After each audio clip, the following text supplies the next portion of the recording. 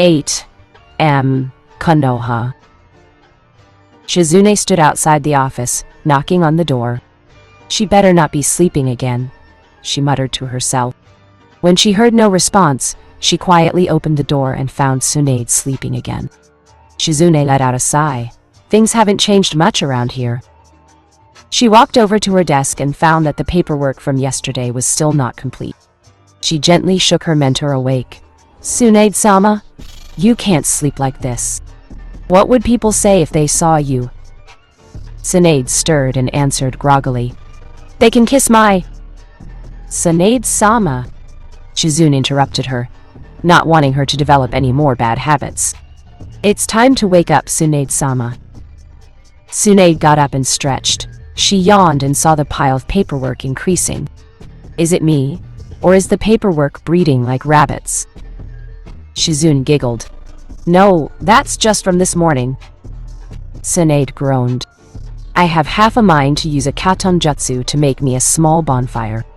She glared straight at the paperwork. If she knew it was going to be this much work, she would have retired ages ago. Shizune quietly excused herself and went back to work, leaving Tsunade to get ready for another hectic day. Tsunade yawned and leaned back into her chair. She noticed the daily newspaper lying around on her desk. She poured herself a cup of tea and started reading the newspaper. As she browsed through the newspaper, she saw something that made her drop the cup. The cup fell from her hand and hit the floor, shattering it into many broken pieces. Shizune heard something shatter and came rushing in. Are you all right, Tsunade-sama?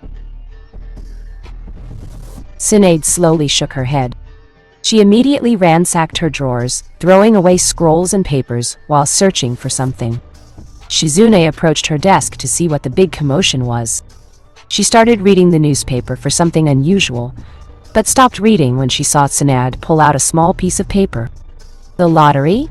Did you lose again? Shizune shook her head in disappointment. You have to stop gambling, Tsunade-sama.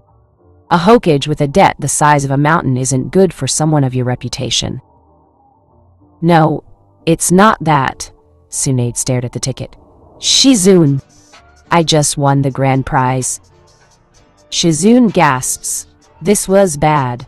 Very bad. Are you sure you won? Tsunade nodded her head. Shizune quickly grabbed the ticket and matched the numbers. It was unbelievable. She had really won. The last time she won something, Orochimaru was in town and Naruto almost died. It wasn't a pleasant memory for the both of them. What does this mean, Tsunade-sama? Tsunade sat back down, thinking. I don't know, Shizune, but be on high alert. Something's bad is brewing. Shizune nodded and went back outside. Tsunade looked towards the window. Why do I keep picturing Naruto? She saw the clouds passing over the sun, covering it for a brief moment. I hope you're okay, Naruto. Sir, we have spotted the target. Do you want us to approach him? Fox carefully studied their target. Why would he stay in the open like that? The target was using himself as bait.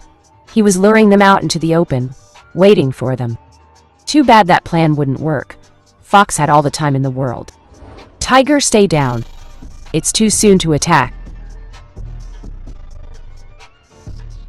Affirmative, sir. Moving back into position now. Tiger moved back into the trees, waiting for further orders. He heard some noises moving behind him and turned around. Eagle.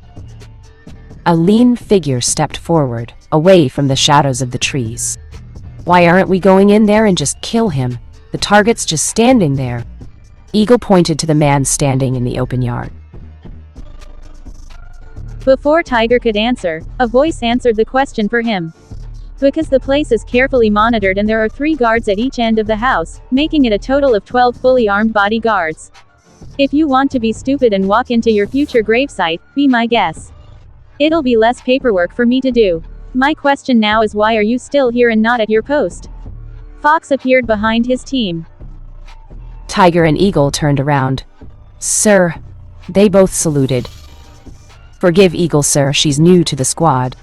Tiger pushed Eagle away, hoping the captain wouldn't take it as an insult. Fox merely glanced at her and shushing away. Eagle watched the man she only knew as her captain disappear. Is he always like that? Tiger laughed. You'll get used to it. Eagle sighed. But he's so infuriating. I said, get back to your post. I don't like repeating myself. Eagle turned around to see Fox standing in front of her. From her point of view, her captain looks kind of intimidating. She was taken by surprise and fell down. High. She struggled to get back up, and when she did, her captain disappeared in smoke. Cage Bushin. Her eyes widened behind her mask. Yeah, captains like that. Tiger shrugged and continued to monitor the estate. Eagle shooshin back to her spot. He needs to lighten up. 30 minutes later. Eagle, Tiger, get ready. We're going in. You two are going in the back way. I'm taking the direct approach. Fox spoke through the headset. He waited 5 seconds before giving the signal. Okay, move in. Eagle and Tiger both took a deep breath before replying. The team consisting of 3 people, Fox, Eagle, and Tiger, ran in to complete a rank S assassination ordered by their cage. Screams and bloodshed erupted from the highly guarded mansion. The once guarded place owned by Chi Yen, a corrupted daimyo, was now empty. The life of a ninja is expected to be a short one. Ninjas are considered soldiers for their cages, willing to do and die for them without question.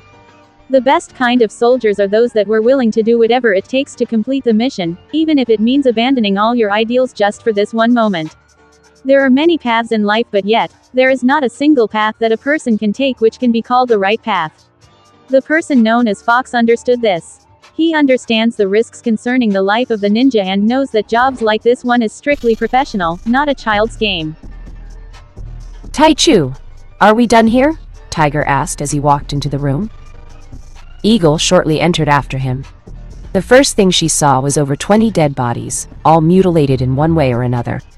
Heads were missing as well as other body parts. She started feeling noxious and quickly removed her mask to vomit. Fox turned around and glared at her. Tiger waved his hands in front of Fox, trying to calm him down. Easy, Taichu, she's new. Remember that. Eagle looked up and saw Fox looking at her. If you're going to vomit every time you see something like this, then get the hell off my team. I have no need for weaklings. Tiger turned away.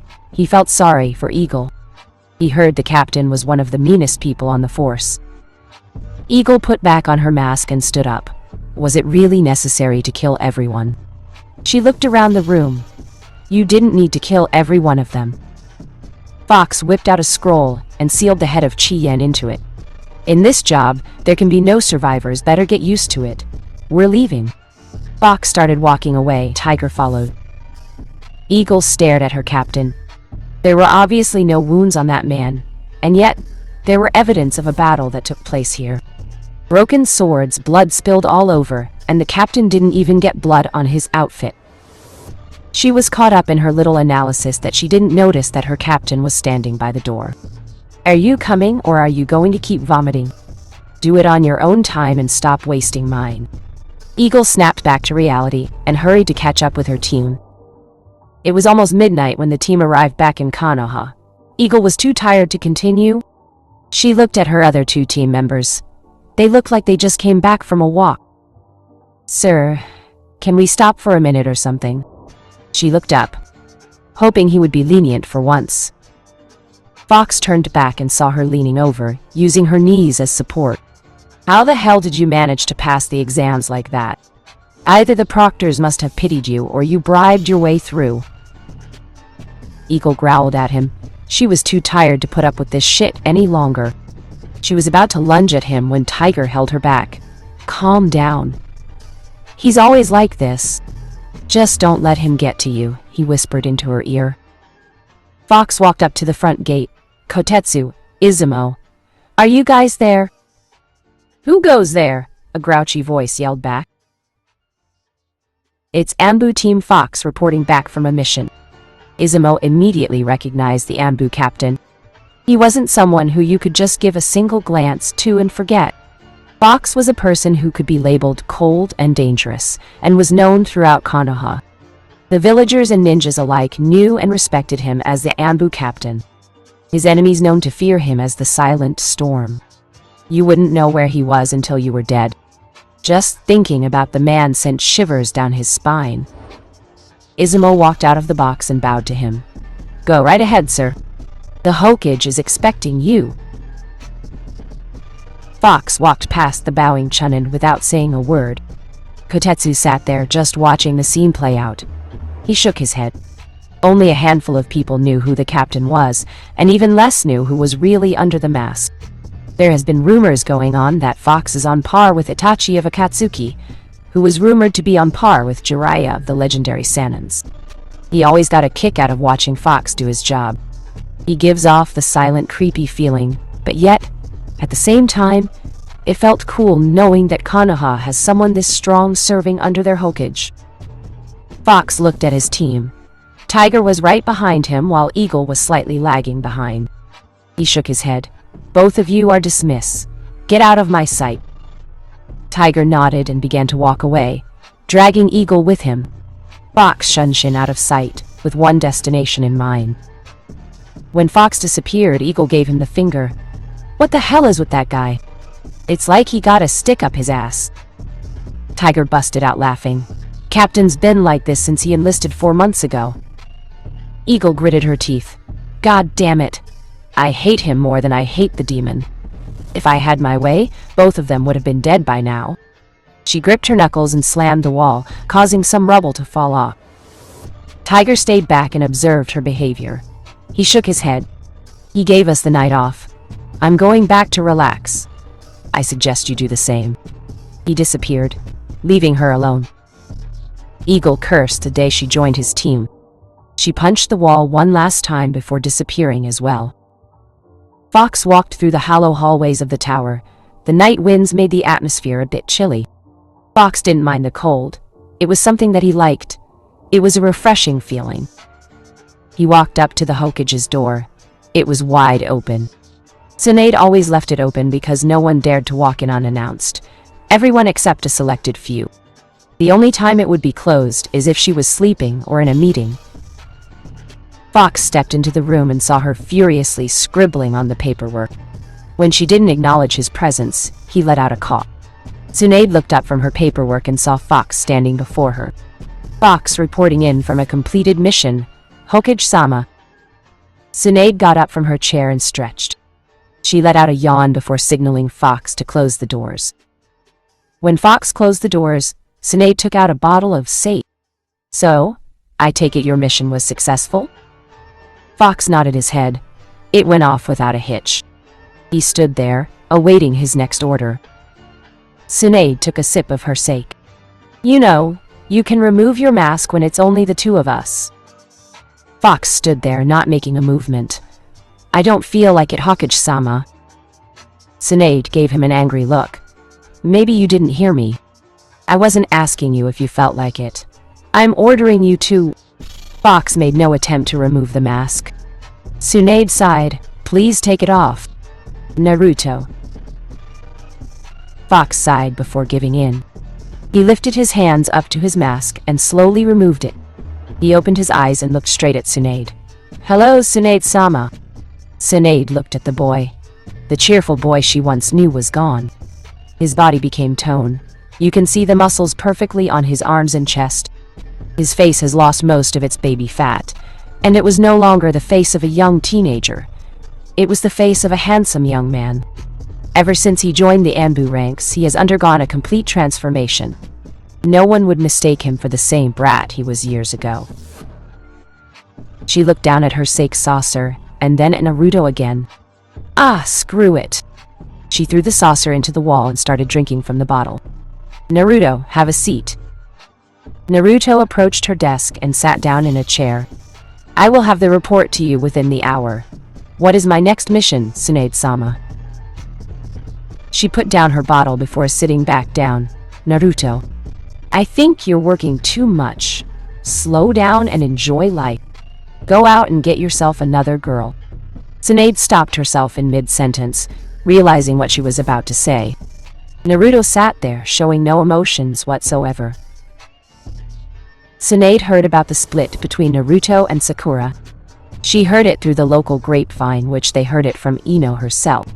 She's been meaning to ask Naruto for what really happened between the two of them, but whenever she tried looking for Naruto, he was always out on a mission. Naruto, I'm so sorry. I didn't mean it like that. Naruto shook his head. Don't worry yourself about it, it's nothing. Tsunade took another sip of sake? Want to talk about it, Naruto? She was carefully studying his facial expressions. So far, she found out that he was like a statue, unable to change his emotions. It was true that he changed. He was no longer the social and loudmouth brat he once was. He was now embarking on missions like they were going out of style. When she got no response from Naruto, she sighed. Listen, Naruto, I'm worried about you. Hell, you even got Jiraiya to worry about you, and that man never worries about anything except his books. Naruto dropped his head. Naruto hesitated for a minute before continuing. Found out that we weren't exactly right for each other. Naruto took his time, trying to figure out what was the best way of telling her without reviewing too much. In his mind, he was replaying the scenes as if it was a broken record. He couldn't forget it, no matter how hard he tried. Flashback. 5 months ago. Naruto was someone who you could have considered the happiest man in the world. Nothing could have brought him down. Sakura and him was officially a couple of 2 months now, and nothing could spoil his mood. He had a date with Sakura tonight to celebrate their anniversary. Each time he looked into her eyes, he would always see the happiness that he brought to her world. What he didn't know was that everything was about to change. Azuma laughed quietly about the relationship that Tsunade and Naruto had. Only Naruto dared to speak to her like that in that tone. Well, she also said that if you don't come, she's closing down the ramen stand and banning ramen from Konoha. What? Naruto yelled at the man. Izumo covered his ears. When he looked back up, Naruto was gone, but you could see a pile of dust that the boy left behind. He chuckled to himself. Same old Naruto. Aba-chan! You better not touch the ramen, Naruto shouted as he barged into the room. Before he could say anything else, Tsunade hit him over the head with her fist. I thought I told you not to call me that, Naruto. She glared at the boy. Naruto rubbed his head before glaring back. Shikamaru let out of a little cough. Seems like they forgot that I'm also in here. How troublesome. Tsunade snapped back into reality and sat back down in her chair. Naruto followed her over and stood alongside Shikamaru. Hey Shikamaru, how's Temari treating you? Shikamaru let out a sigh. Same old, same old. Women are just too troublesome. The boys turned back around when they heard a cracking sound. What was that, Shikamaru? Tsunade stared the young Chunin in the eye. Nothing. She nodded her head before opening a folder. I'm sending you two, along with a team, on a rank S mission. Ayata! Naruto yelled out. You guys are leaving tonight. Naruto stopped jumping up and down when he heard the news. Tonight was supposed to be his night. Can it be tomorrow, Oba-chan? Tsunade gritted her teeth. Only a few more hours until she gets rid of him. She kept telling herself in her head, no, it has to be tonight, because we have gotten word that Sasuke is in an isolated town just north of here. As I recalled, you wanted to be in this mission. Naruto quieted down. He stared hard at the ground before looking up. That's right, I have to bring him back. He nodded his head. So, who else are we going with? Tsunade threw the file at Shikamaru, who opened it and read the information. Neji, Kiba, Shino, Lee, and Choji. Naruto smiled. It's time to bring our lost buddy home. 3 days later. The special convoy team came back into the village, all bruised and battered up, but still alive. They had engaged in battles with Orochimaru's new and upgraded Sound 4, along with Sasuke and Kabuto. It was not an easy fight. Each of them considered themselves lucky for winning the battle. Naruto had it worst. The battle between him and Sasuke left him in a near-death state. Shikamaru witnessed the entire battle. Sasuke shoved a Chidori through his chest while Naruto barely recovered from that, and knocked Sasuke out with a Udama Rasengan. Shikamaru then had the luxury of dragging them back with his Kagami no Jutsu. Naruto woke up about halfway through the trip and carried Sasuke back on his own. When he arrived back into the village, every medic in the village rushed to meet the team. Sakura hurried through the crowd, pushing people out of the way. He had expected her to give him a hug when he returned, but she pushed him out of the way and went to work on Sasuke.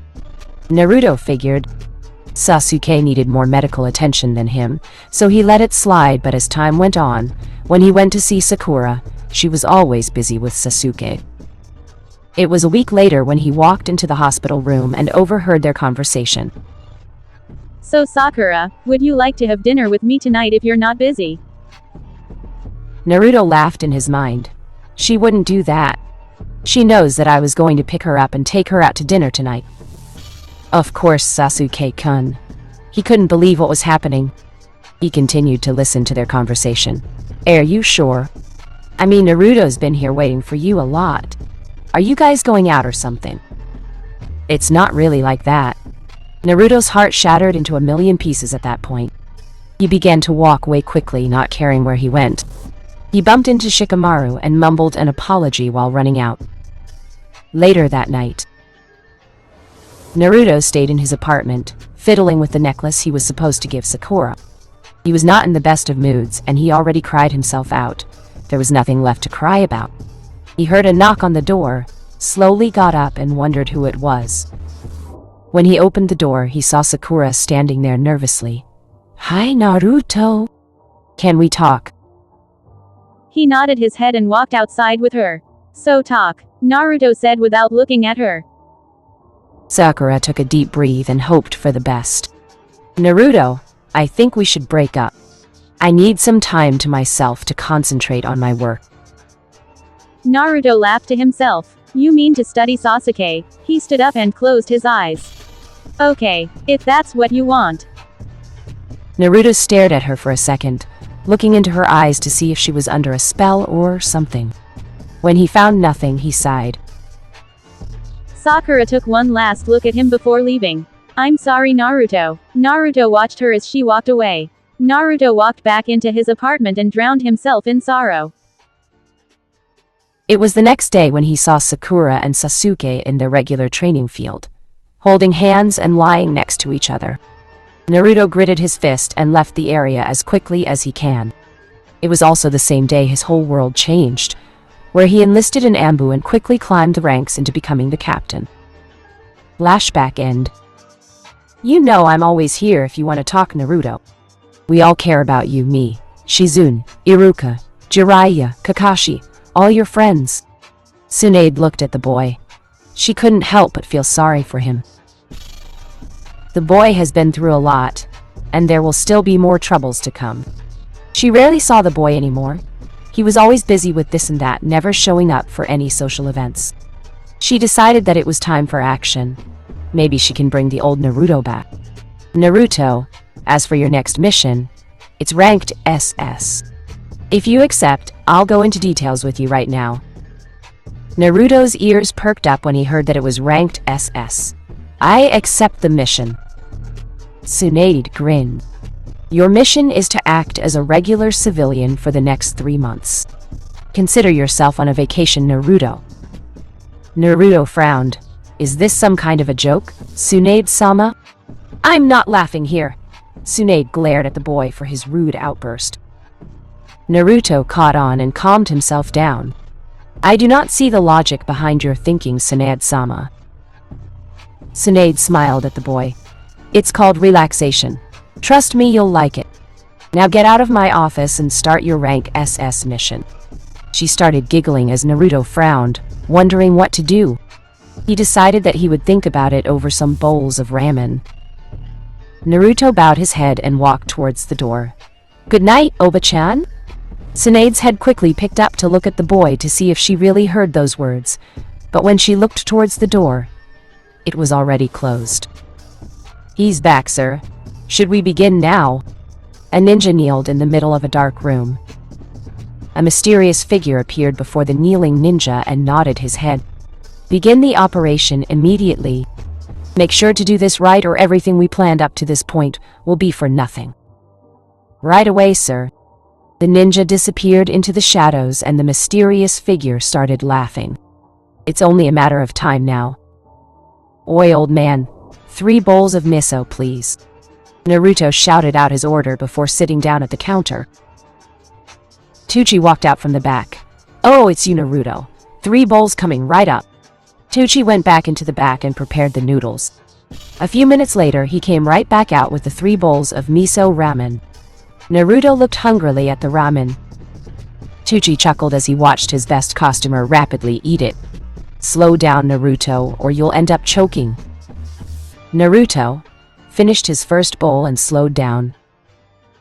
Tuki stared at him. It's rude to speak with your mouth full, boy. Didn't I teach you any manners? Naruto quickly swallowed the noodles before asking his question again. I'm sorry. Where is Ayam-chan? Oh, she's out on a date with some boy. Tucci watched the boy finish off his bowl. How can this boy eat so much ramen and yet still remain thin? It was a mystery the way he ate. Do you want any more, Naruto? Naruto shook his head. I have to turn in tonight, old man. I'll stop by tomorrow. Tucci nodded his head and accepted the money that Naruto put down. Just as Naruto walked out of the bar, an explosion rocked the area, causing Tucci to drop the plate. Old man, are you okay? Naruto ran back inside to check up on the old man. Tuki slowly pulled himself up, shaking his head. Yeah, I think he'll be okay, Naruto. Naruto gave the old man a quick look over before nodding goodbye. When Naruto stepped back outside, he was stopped by 4 Anbu personnel, each standing there with their arms crossed. Anbu, short for Ansatsu Senjutsu Takashubutai, stood for the village's security task force. They are the elite of the elite, handling assassinations and high-risk missions to other countries. They are under the direct service of the Hokage. What can I do for you, gentlemen, at this hour of the night? The Anbu with the dog mask threw a fast punch that caught Naruto off guard. The punch sent him flying back into the counter of the ramen bar. Tucci came to see what the commotion was about. What's going on here? Why are you beating on him? Stop right this instant. I will not allow fighting in my restaurant. Dog ignored the man and stood in front of Naruto. Naruto Uzumaki, you are under arrested for acts of terrorism against Konoha. For destroying the Konoha hospital and killing 50 people in your little act. Naruto looked up at the man with shocked eyes. What the hell are you talking about? I was here when the explosion occurred. Yes, I can vouch for him. He was here eating ramen when it happened. Tucci quickly defended his loyal customer, the son that he never had. Shut up, you demon lover, the Anbu with the cat mask retorted back. Naruto got up and looked at the 4 Anbu. Well, you got the wrong guy. I didn't do it, so leave me alone. Naruto pushed his way past the Anbu squad, but stopped when Cat caught his arm. You are coming with us, demon, or there will be trouble. Naruto quickly reversed it and threw him away. Don't touch me. I don't like it when people touch me without permission. Naruto turned his head and saw the other Anbu getting ready to attack. Cat quickly jumped back up and tackled Naruto from behind. Tucci stepped in when he saw Naruto getting tackled. Get off him this instant! He pushed the Anbu off Naruto and was about to help Naruto up when the person in the wolf mask punched him in the stomach, sending him to the ground. Tucci coughed some blood out and was breathing heavily. Stay out of this fight, you demon lover! Wolf spat out venomously. As Wolf turned around, he caught a fist to the face, causing him to stagger back and to comfort his broken bloody nose. Naruto appeared next to Tuki and helped him up slowly. Are you okay, old man? Tucci smiled weakly at Naruto. I'll be fine. Naruto nodded his head before turning his attention to the other Anbu. Cat was checking up on Wolf's condition while the others stood in front of them. Your captain would have been ashamed of you guys for hitting on defenseless civilians, Naruto stated as he stood in front of Tucci. Dog laughed. The captain would have loved to beat your ass down, demon. Be glad he isn't here to soil his hands on some demon filth. Naruto moved the ramen chef over to the chair before turning his head. You can accuse me of all the bullshit crimes you want, but when you guys involve innocent people in the fight, you guys just crossed the line. Naruto disappeared out of sight. The team of Anbu looked all around. Cat looked around, preparing to take out the demon with one blow. He heard a whisper in his ear. How the hell did you make it into Anbu? He turned around quickly to find no one there but felt someone pulling him down. He out a scream as he tried to pull himself back up. Dog saw his teammate get dragged underground. Cat! The other members ran over to the spot where their teammate vanished. Damn you, demon, come out and fight us! Wolf screamed into the air. Are you sure you guys are part of Anbu? Genins, give me a better challenge. Naruto walked out from the shadows. Don't look down on us, demon. Naruto's eyes quickly turned around to see Crow behind him. Naruto didn't know who Crow was, but he knew he was good enough if he was able to sneak up behind him. Crow quickly brought the ninjakin down on Naruto. Naruto barely jumped away in him. He looked down to see several cuts on his orange shirt. You son of a... That was my favorite shirt. Naruto went through some hand seals and took a deep breath. Katon. Karyu and Dan. A huge fire dragon appeared from Naruto's mouth and charged straight for the defenseless Anbu. Crow's eyes widened as he saw the size of that dragon. Oh shit. I'm screwed. Wolf quickly went through some hand seals to save his captain. Suiten. Suryuden no Jutsu. Naruto turned around in time to see a water dragon coming towards him. He jumped away and saw the water dragon charging straight for his fire dragon. Both of these mighty dragons destroyed each other and produced steam that covered the area. Crow quickly formed some hand seals and took a deep breath. Futon. Daitapa. He let out a breath of wind that cleared the area of steam.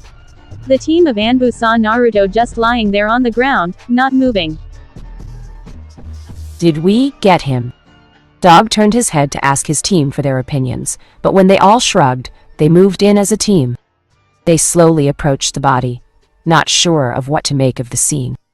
When they got near Naruto, the body disappeared in a puff of smoke. Blundering idiots. Your captain would have been crying if he saw this battle. They quickly turned around to see Naruto finishing up the last hand seal. Doden. Yomi Numa. The ground quickly turned into a swamp, preventing anyone from escaping. You guys aren't worthy enough to be in Anbu. Tell Cat I said hi when you guys see him.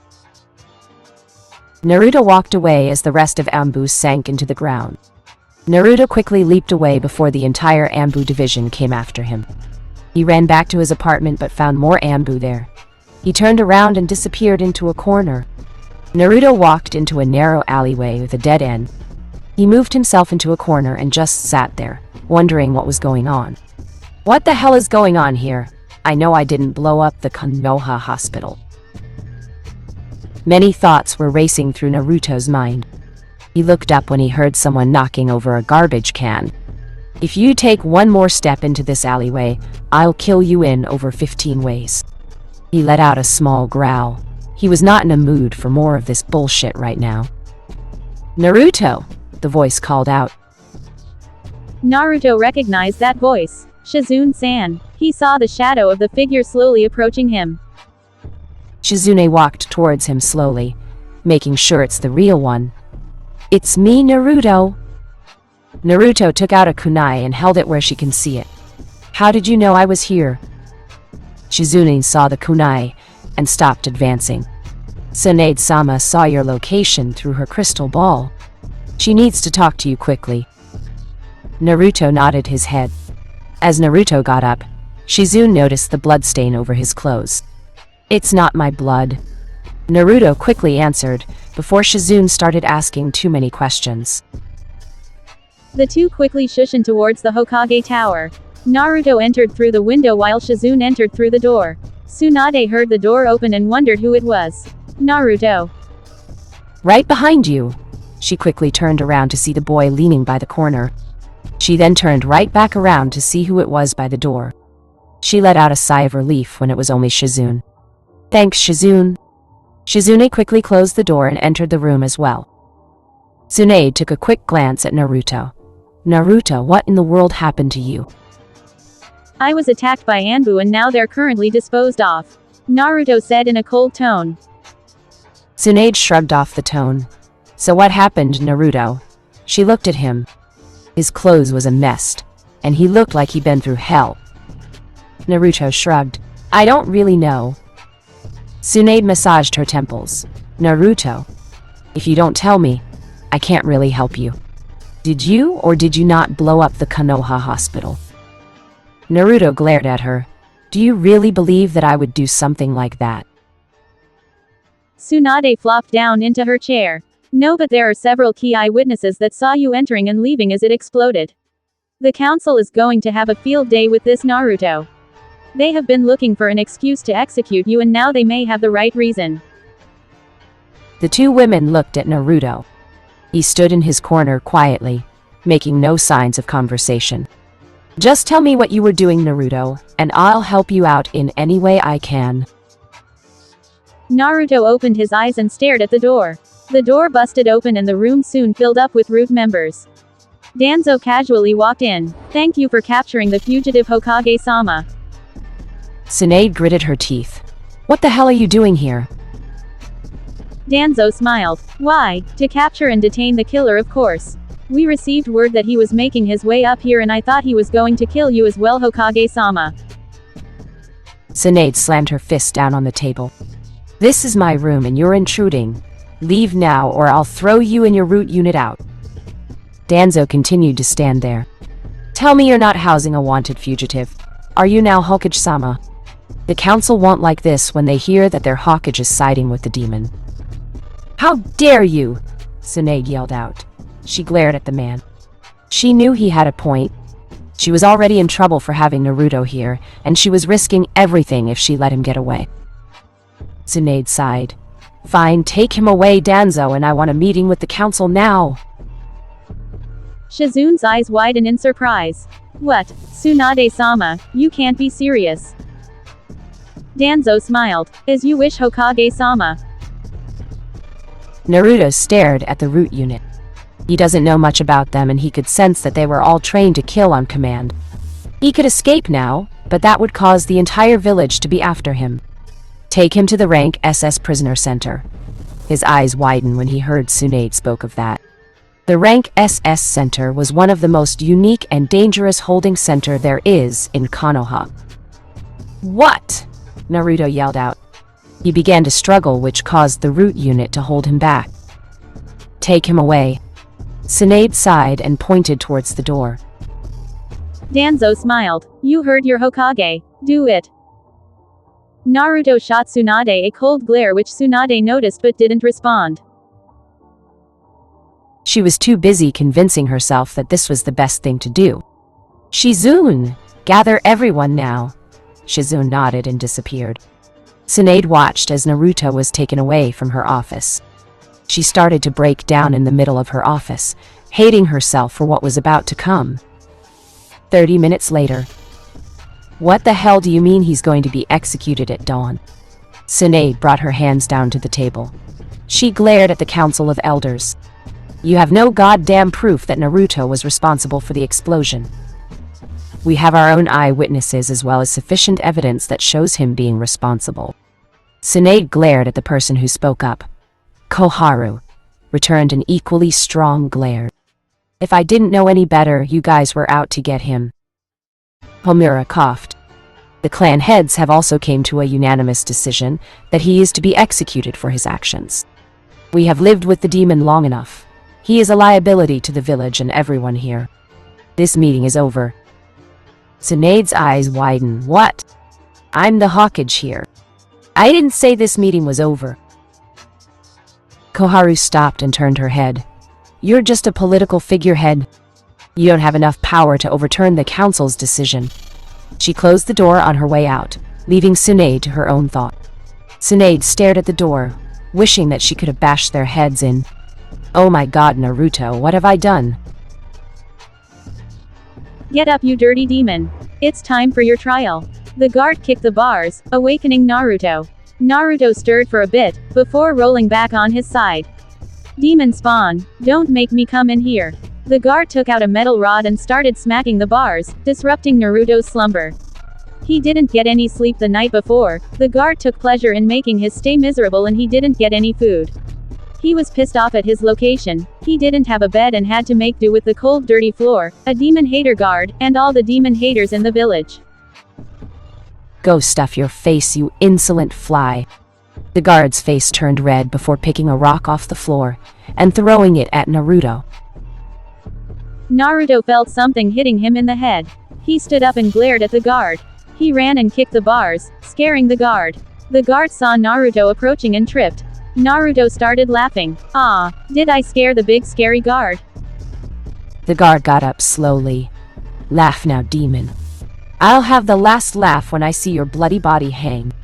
He signaled the other guards to come and get Naruto. Naruto sighed. He believed that Tsunade will get him out of this mess somehow. 1 hour later, Naruto was blindfolded and led around. He was all tensed up. Being blinded and being led around by people who wanted nothing better than to just kill you would make anyone tense up. He felt himself walking up the stairs and onto a platform. He heard the whispers and hissing coming from voices which he could assume were the villagers. His blindfold then came off and he took a look around. He was surprised to see that he was on a stage set in downtown Konoha. It looked like the entire village was there for his trial. Naruto walked up to a panel of judges, consisting of Hayashi Hyuga, Homura, Koharu, Danzo, and Tsunade. They looked at him with a cold glare, with the exception of Tsunade, who didn't look him in the eye. Koharu cleared her throat, signaling for silence. Naruto Uzumaki, you are here today because of your crimes against Konoha. You have ridiculed the village with your pranks since your Genin days, and now you have taken it to the next level. You have blown up the Konoha hospital, killing the patients inside. Have you no shame? The crowd started booing him and throwing fruits and tomatoes at him. Koharu again signaled the crowd to quiet down but was pleased with the crowd's reaction. I didn't blow it up. Naruto yelled back. I wasn't even near that goddamn hospital. Hayashi stood up. Enough. Let us continue with the trial. Naruto Uzumaki, you are accused of the destruction of Konoha Hospital and the deaths of patients. How do you plead? Naruto gritted his teeth. This was ridiculous. I plead not guilty. He would have to play their game for now. He looked at his surroundings. Anbu and root units everywhere, as well as Junins and Chunins just standing around, watching the so-called trial. Hayashi stood there if he was slowly judging the boy. Can you call your first witness to the stand? Gladly, Naruto retorted. As the trial continued, Tsunade sighed in her seat. There was no way for Naruto to win this trial. Everyone is set to see the demon dead. Why aren't you doing anything, Tsunade-hein? Tsunade recognized that voice. It was a distinct yet familiar and comforting voice. Jiraiya. Things aren't look great for Naruto. Jiraiya looked at the boy. Yeah, I know. Why the hell aren't you doing something? Tsunade sighed. They have me at a cliff, Jiraiya. I can't do anything or I'll be considered a traitor as well. Like Naruto would have given a damn, Jiraiya shot back. He was disgusted with the way things were being ran. This wasn't a trial, it was an excuse to publicly humiliate the demon. There was no hope for Naruto. He was up against 4 of the most ignorant people ever to walk this planet. He silently stood next to Tsunade to watch the trial. Even him, the great hermit, can't do much to help Naruto. The kid will have to use every trick known to man to pull off this last stunt, or else it will really be his last. I call Tyuki, the ramen chef from the Ichiraku ramen bar. He was there when the explosion occurred. Tyuki approached the platform and stood in front of the judges. Hayashi cleared his throat. So Tucci, how long have you known the Demare boy? Hayashi corrected himself and waited for the answer. Tucci took his time answering. I've known him all of my life, sir. Hayashi stood up and looked at Tyuki as if he was trying to get something out from the man. Then you know who he is. Of course, he's my best customer. He even protected me from the Anbu when they came to get him, Tucci replied with a smile. The village was always against the boy.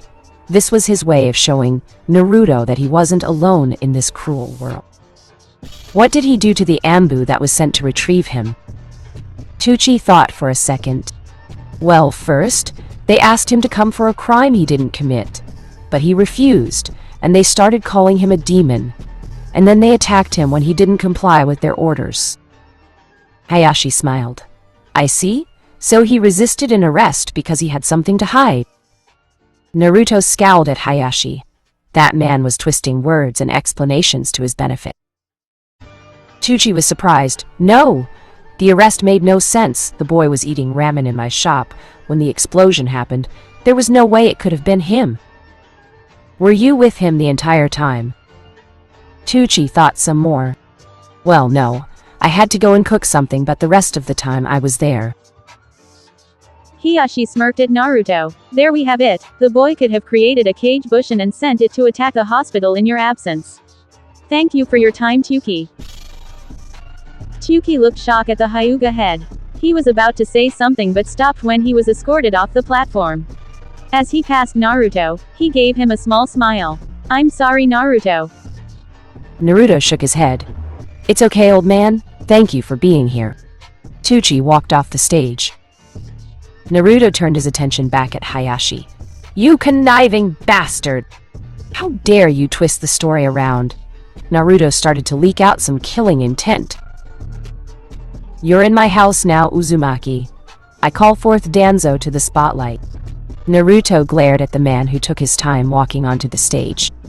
I'm told that you have evidence to show that Naruto was the one responsible for this. Danzo nodded his head and proceeded to call his eyewitness. Danzo cleared his throat before facing Naruto. I call forth Sasuke Uchiha to the stand? Naruto's eyes widened as he heard the name.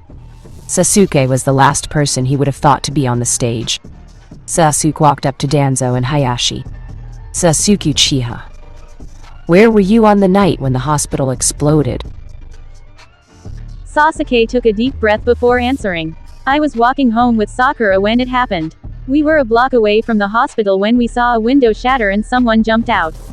I immediately activated my Sharingan and recognized the man. Naruto stared at Sasuke. He couldn't believe that Sasuke was turning against him.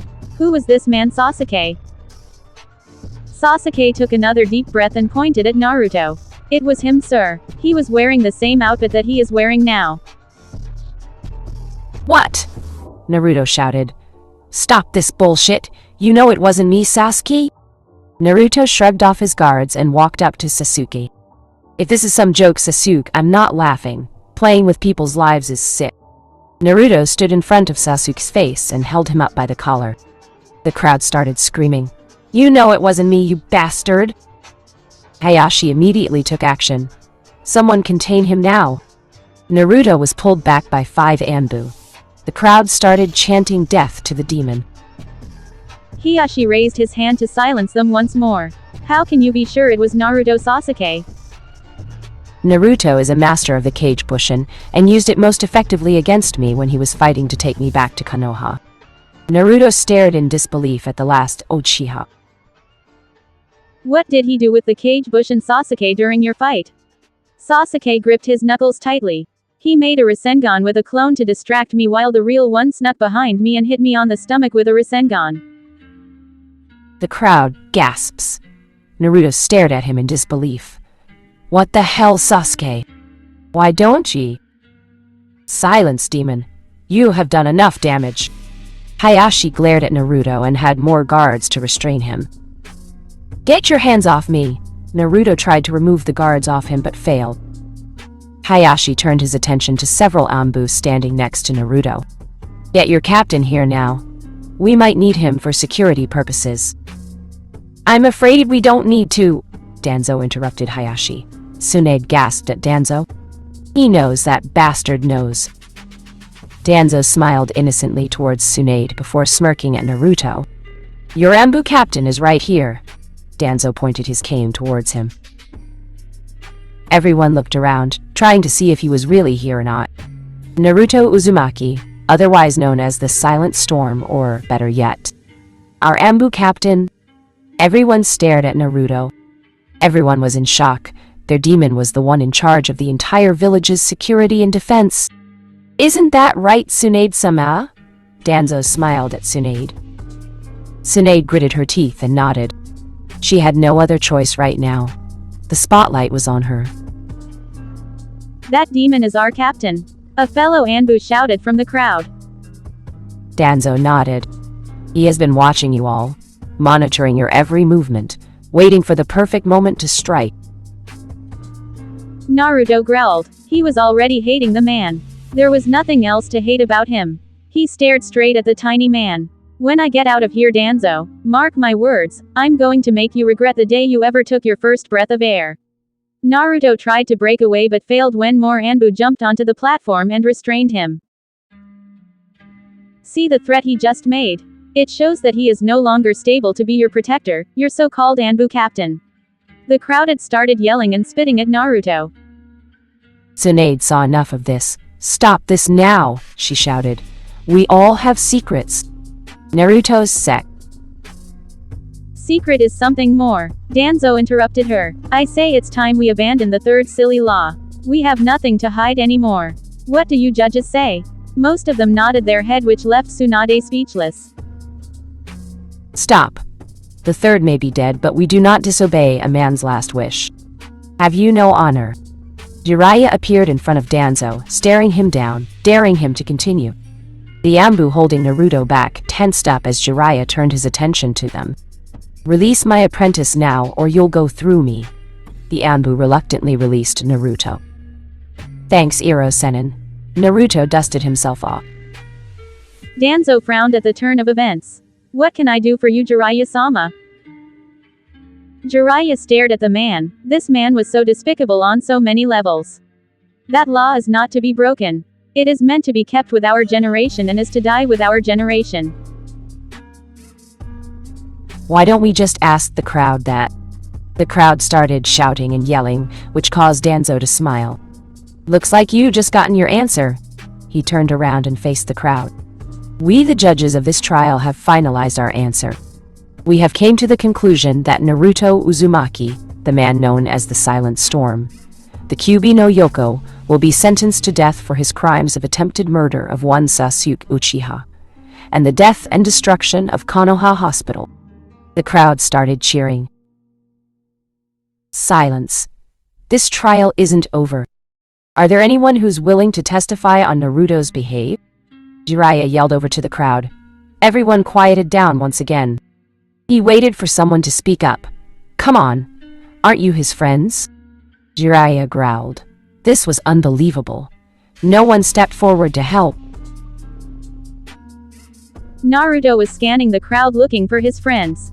He saw them spread out. Ino and Sakura gave him a dirty look, which he can figure what they were mad about. Shino stood there with his shades on, showing no emotion whatsoever. Shikamaru wasn't there, but a shocked Choji stopped eating. Kiba and Lee were looking at him with shocked expressions on their faces. Neji was holding Hinata back, stopping her from running away. The friends that he had were standing there, like they were frozen in ice. Jiraiya stood there, waiting for anyone to speak up. When no one spoke up, he sighed. He turned around and walked past Naruto, who was still in shock. What are you guys doing? Aren't you guys my friends? Naruto yelled out. He looked each one of them in the eye. You lied to us, Naruto. You lied to us about being the Ambu captain and being the Kyuubi no Yoko. Kiba yelled back. You're nothing but a liar, Naruto.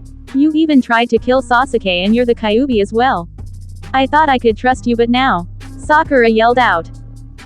He stared at them, a straight face, deprived of all emotions. I thought you guys were my friends. He started shaking his head. I must have been living in a dream all this time.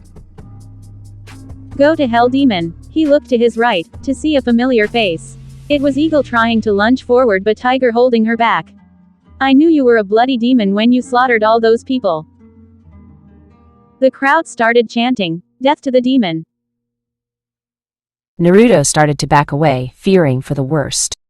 Tsunade walked up to him and placed a hand on his shoulder. She faced the crowd. The trial is over. She took a deep breath before continuing. The council's decision is...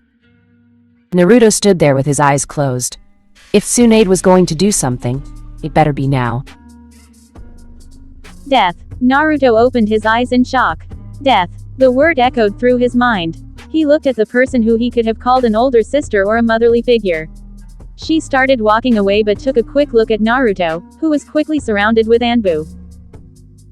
What? Tsunade-sama. He glared straight at her with his icy blue eyes. She quickly walked back to her seat and sat down. Naruto looked around, surrounded by the very team that he was in charge of. Looks like we'll have a new captain soon, Ferret said mockingly. The others just laughed. Naruto growled. You're nothing but maggots compared to me. You guys don't even deserve the title of Anbu. Get him, Danzo ordered. The Anbu dog piled Naruto, covering him down. Naruto heard footsteps approaching him, getting closer and closer as each second passed. He looked up and saw Eagle standing in front of him with a sword. This is for the hell you put me through. She kicked him in the face, causing him to bleed from the lip. Hold him up. Her fellow Anbu held him up in front of the crowd. Eagle started twirling the sword just to entertain the crowd with her sword skills before stopping in front of Naruto. Anything you want to say, demon? Naruto smiled sadly. Friends are a figment of imagination. I should have known better than to live in an imaginary world. He shook his head in disappointment. He looked at Eagle. And you, Eagle, are still a weak piece of shit that shouldn't have passed the exam. Eagle gritted her teeth and struck him with the sword, impaling him through the stomach.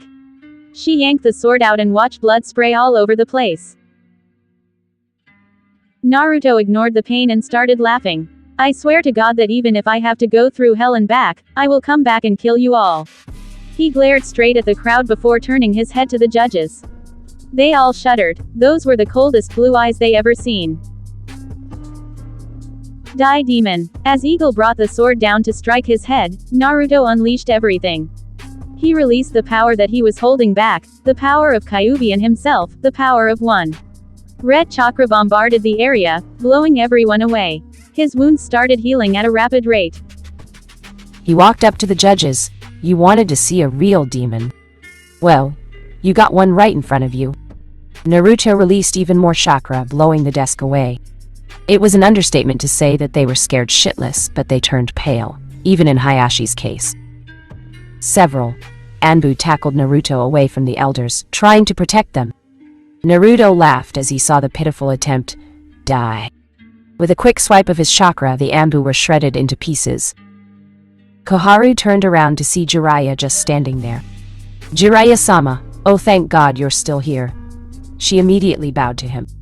You have to stop him, Jiraiya-sama. Jiraiya laughed. You expect me to help you after the way you treated him? Die by your own mistakes, you old farts.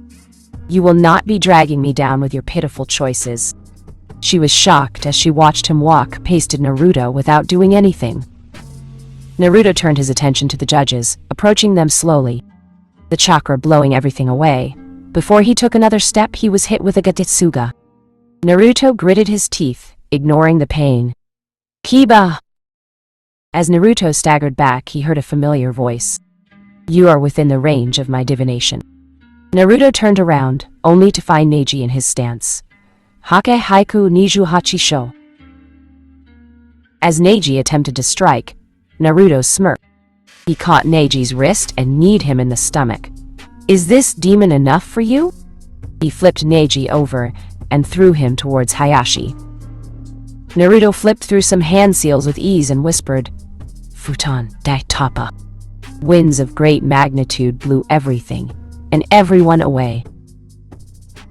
Naruto walked past Tsunade and looked at her for a split second before running away. Hayashi staggered back up to his feet. He watched as Naruto leaped away. Everyone after the demon. All able bodies began to pursue him.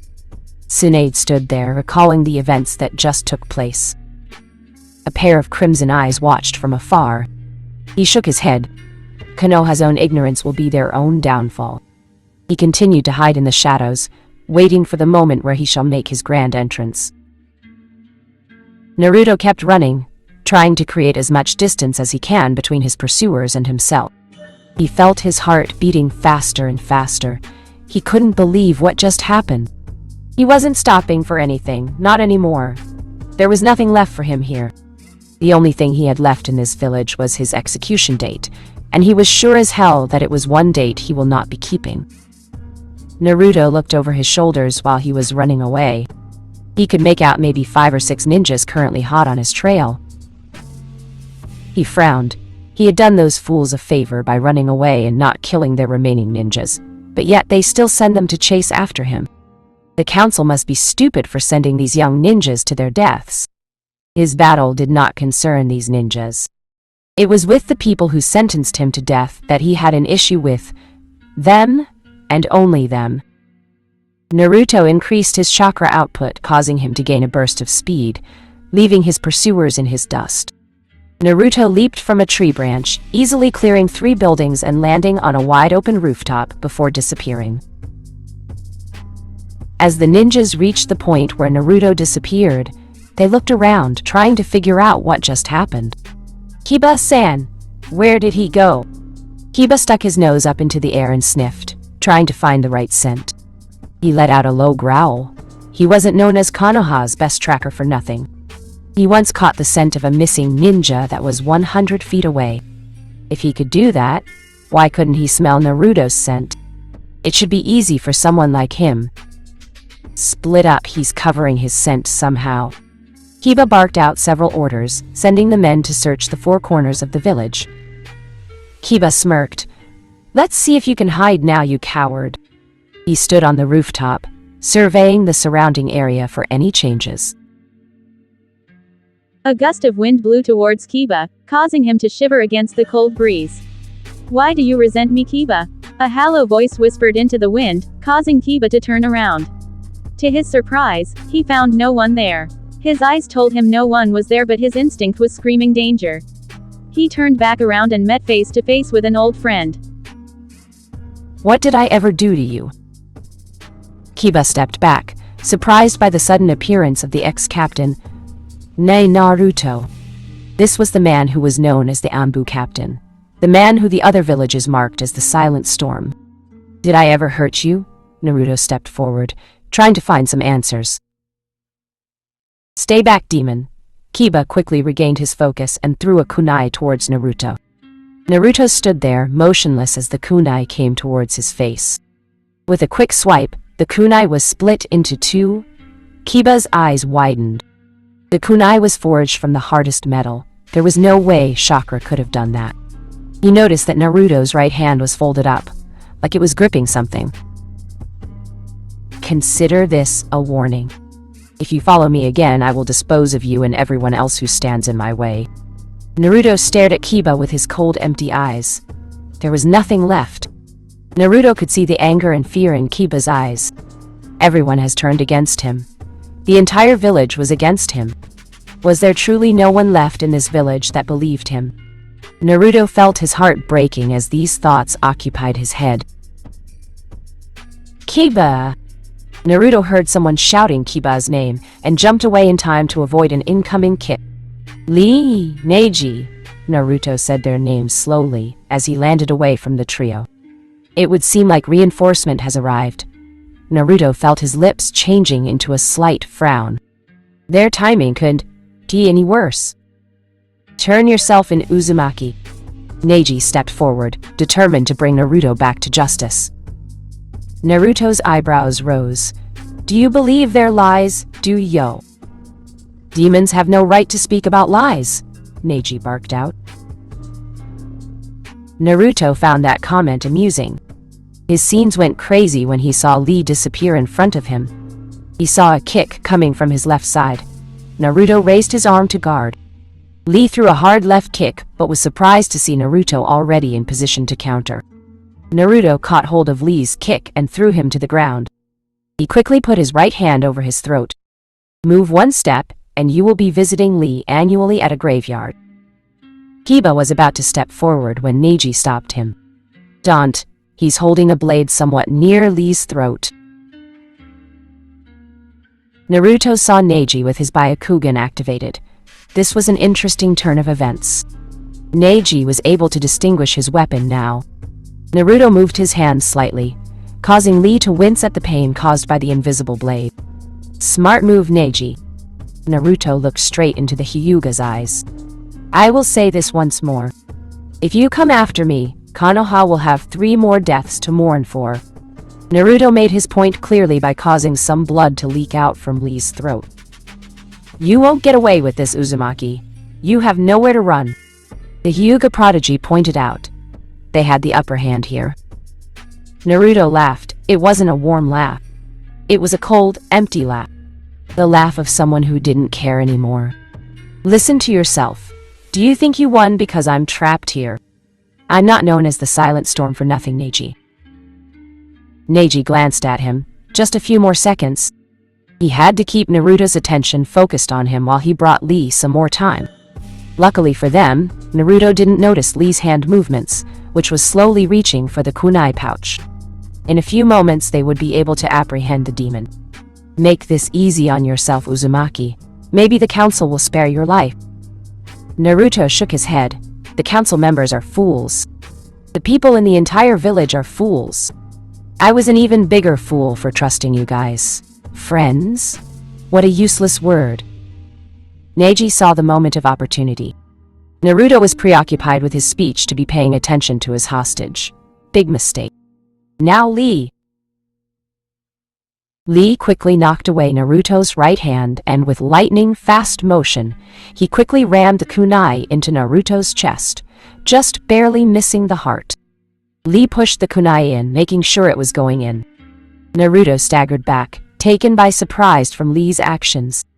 Lee stood up, wiping the blood off from his throat. You lose, Naruto. I'm sorry, but this is for the greater good of the village. He stood there alongside Kiba and Neji, who just looked on. Naruto clutched his wounds with a shocked expression on his face. Neji stepped forward. It didn't have to be this way, Uzumaki. Naruto staggered forward, swaying from side to side. He finally collapsed to the floor just in front of Neji's feet. The group slowly approached the body, making sure it wasn't a trap. As soon as Neji's hand approached the body, a hand suddenly jerked up and grabbed his wrist. Neji was taken by surprise. He tried to shake it loose but found the grip unbreakable. What the hell? Neji performed a simple karate chop on Naruto's hand, but the man did not let go. What's the matter? Stuck? The head turned, revealing a smirking Naruto. Everyone's eyes widened, shocked to see the man still able to move. By the way, Naruto says, boom. Neji's eyes widened as he saw the Naruto in front of him building up chakra. Run! He shouted out an evacuation order to his teammates, but it was already too late. The Naruto that was holding onto Neji's wrist exploded, causing a major explosion that rocked the area, causing damage all over the village. In a different part of the village, Naruto received the updated information from his clone. It seemed like they played right into his hands, those fools. If they only had taken his warning, maybe they would have lived. Naruto looked behind him. This was the last place they would expect him to be. Naruto took a step into a grassy area, a place where legends were built on. Legends that shape their daily lives, events that defy explanation. Individuals here whose lives soar up to the heavens or fall to the earth. This is the place where legends are born. He stepped up to a familiar stone, a place where he spent the last 5 months visiting when his nightmares became unbearable. His one place where his soul was finally at peace. He touched the stone inside. Hello? Iruka-sensei. Sakura and her medic team immediately rushed to the area where the large explosion just occurred. When she got there, the sight before her shattered her imagination. This was something that defied all reasoning. Whatever happened here was unbelievable. Instead of the usual block of apartment buildings and stores, it was now a big crater, filled with nothing but rocks and overturned dirt. Ino raised her hand to cover her mouth, unable to believe the events that happened here. Oh my god, Sakura, her best friend called out, snapping Sakura back to reality. Sakura quickly got her act together. Every minute meant losing lives. Everyone quickly search the area and find me some survivors. Now. The entire medic team spread out, searching for whatever survivors that may still be here. Ino walked up to Sakura, still shocked from the events. "Dear Lord Sakura, what do you think happened here?"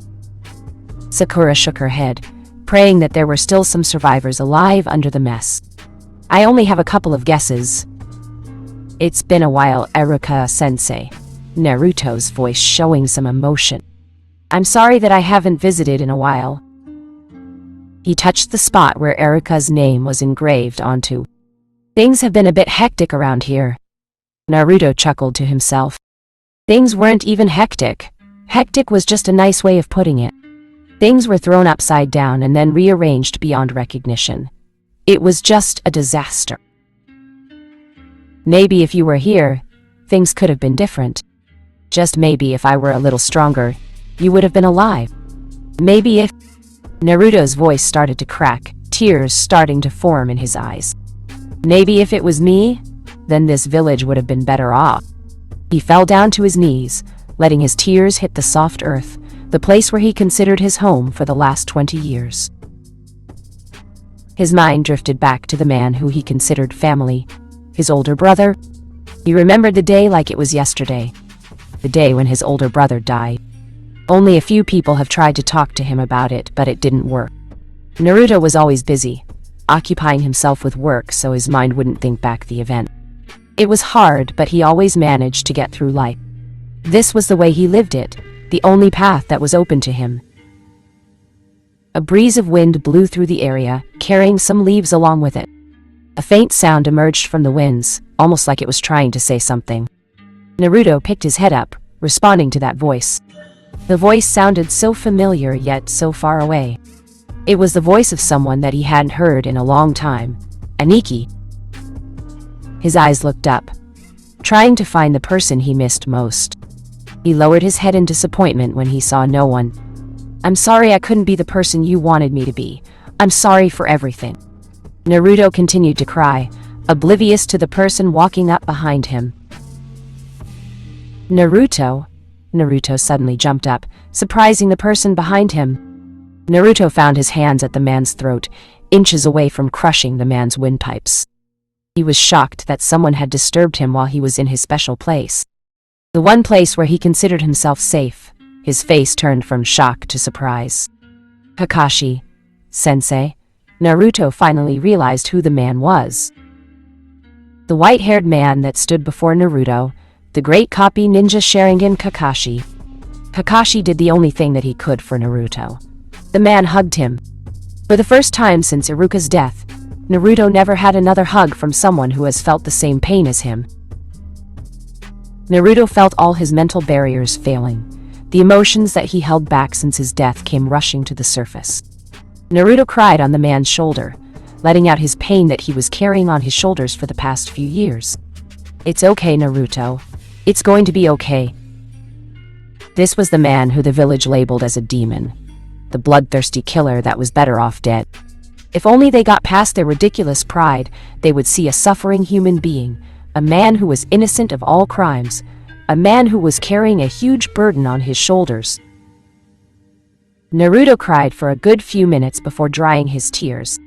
He let go of his sensei, just wondering why the man was here. "What are you doing here, Kakashi-sensei?" Naruto felt something inside him, a feeling that he hasn't felt for a long time, the bond between student and teacher.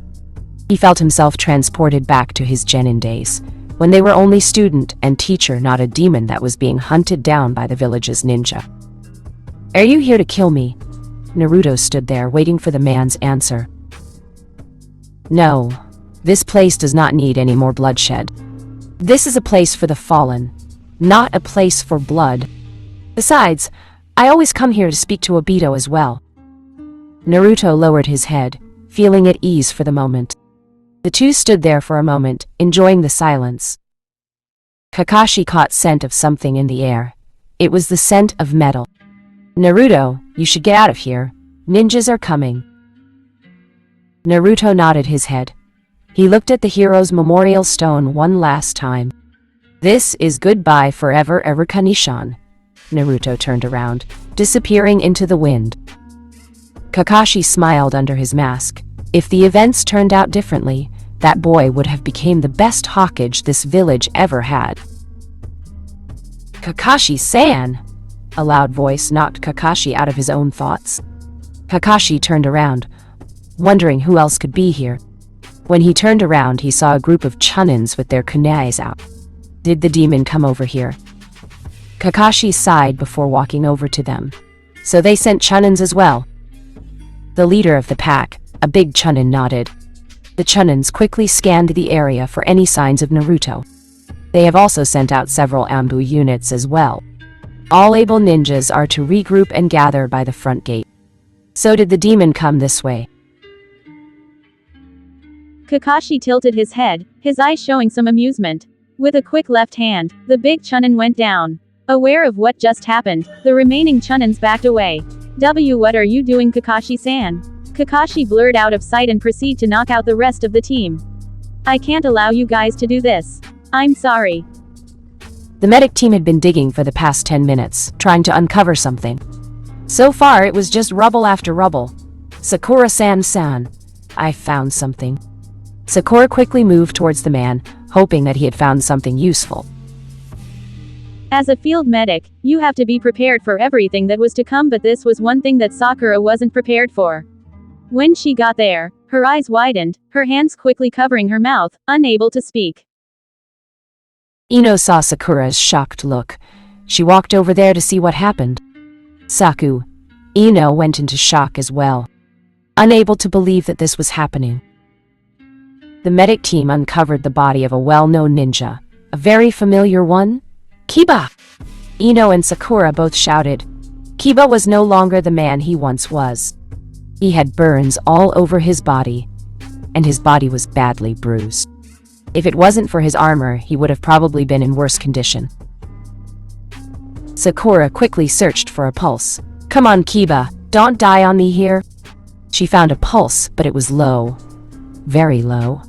Her face paled. Kiba might not make it. Everyone over here. Emergency protocol now. All available medics began to perform the Shuzen no Jutsu. They had to operate on Kiba now, or else he wouldn't make it. Ino backed away until she tripped on something. She looked down and saw that she tripped over a bloody hand. She quickly screamed, drawing everyone's attention. I found someone else. Ino quickly cleared the rubble, revealing Lee and Neji in the same condition, if not worse. They both sported burns all over their face and body parts. Ino quickly searched for a pulse and felt her heart beating faster and faster as she tried to locate different pulse positions. They're still alive, she shouted, drawing Sakura's attention.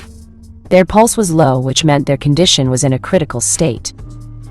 Sakura left the rest of the team to work on Kiba while she went to work on the other two. Ino stared at the battered bodies of Lee and Neji. Could Naruto have done this much damage? Sakura put her hands above Neji's heart, her hands turning green, which meant the healing jutsu was starting. It had to be Naruto. Why else would they be like this, Ino? Sakura snapped at her, not really caring for anything else at the moment, except for saving their lives.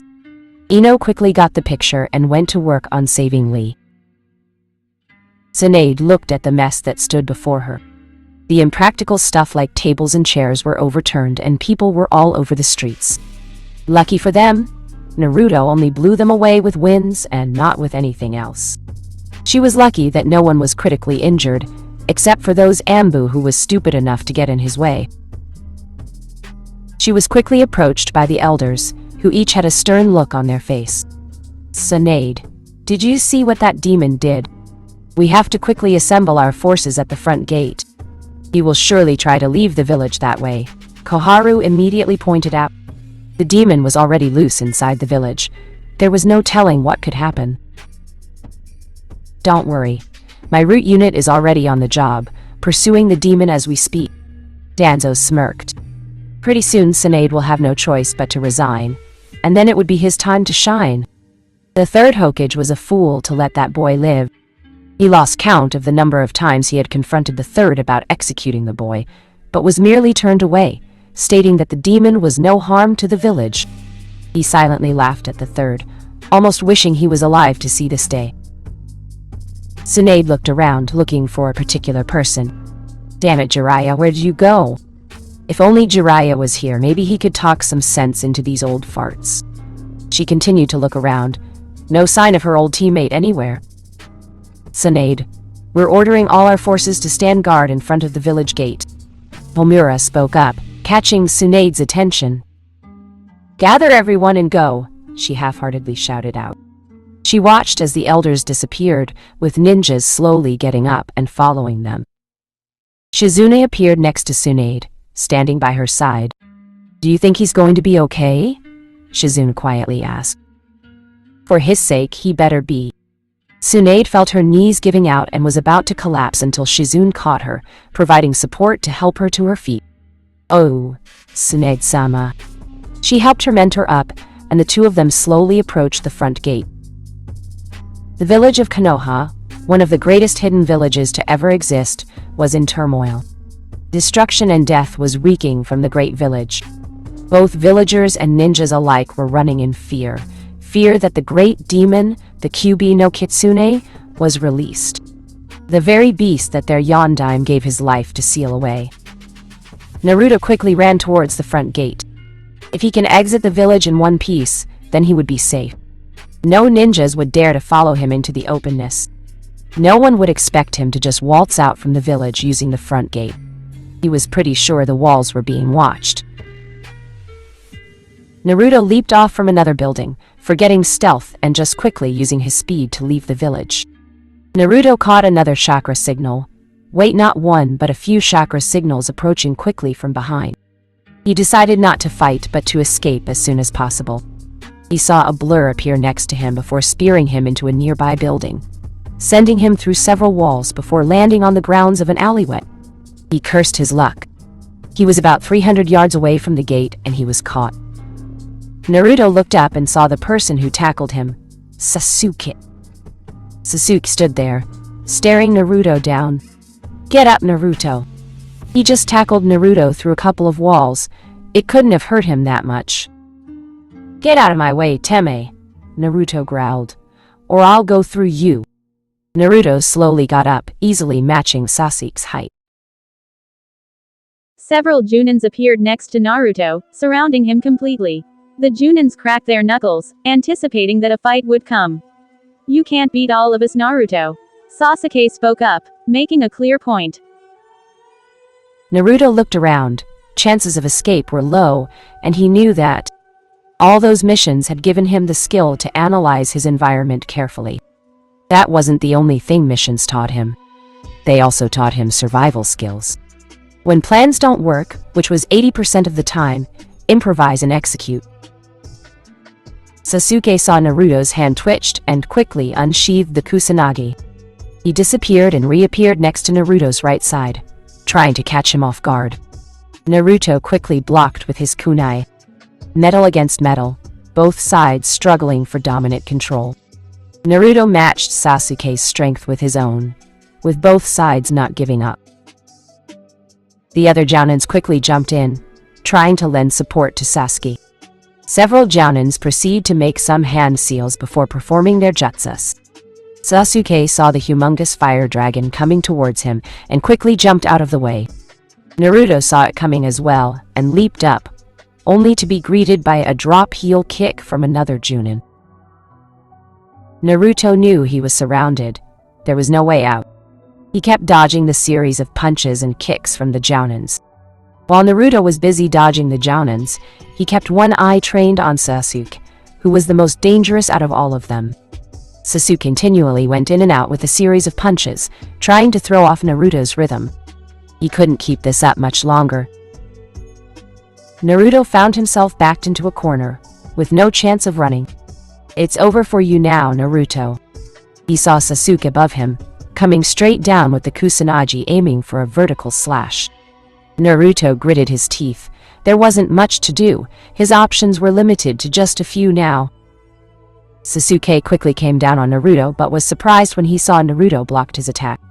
Sasuke narrowed his eyes when he saw Naruto intercepting the attack with his own hands. Always so pathetic, Sasuke. Naruto quick yanked the sword towards him and mustered all the strength he had left and punched Sasuke in the jaw, sending him to the ground. Sasuke went down hard, unable to get back up. Naruto smirked. That felt so good. He was pretty sure he had broken Sasuke's jaw. It didn't matter. It was payback, and this was a great feeling. The other Jounins growled quietly, clearly expressing their anger. Naruto noticed their slow movements. You call yourself protectors of this village. You can't even take on one lousy guy. You are a disgrace to this village, he taunted them, buying himself some more time. Oh, we'll protect something, all right. We'll protect the village from the likes of you demon scum.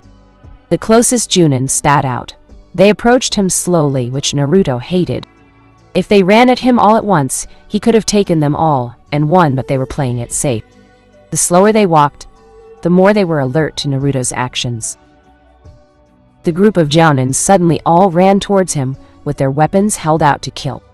Naruto braced himself for the attack. If he could endure this attack, then he was free to counter. All he had to do was survive this attack. It was easier said than done when you're faced with a group of Jounins. Naruto felt time slowing down, his heart rate beating faster and faster. He cursed himself for wasting too much chakra from his earlier escape. He felt the chakra usage taking a toll on his body. Is this the end? He repeated the question in his mind. No. His mind kept screaming the answer, forbidding himself from giving up. He can't give up. They would win if he gave up now. He saw his attackers slowly reaching him, weapons out and ready to kill. In a split second, everyone froze, unable to comprehend what happened. One moment they were rushing towards the demon, and the next, their fellow comrade dropped dead on the floor. Naruto's eyes widened. He didn't do this. Someone else did. He saw a hint of silver before the man dropped dead. His mind quickly formulated a plan. Go ahead, take another step. Naruto dared the men to step forward. His voice was cold, like a person who has nothing to lose but everything to gain. The men hesitated, unsure of what to do. It took just a second to see their hesitation, but it was just the opportunity that Naruto needed.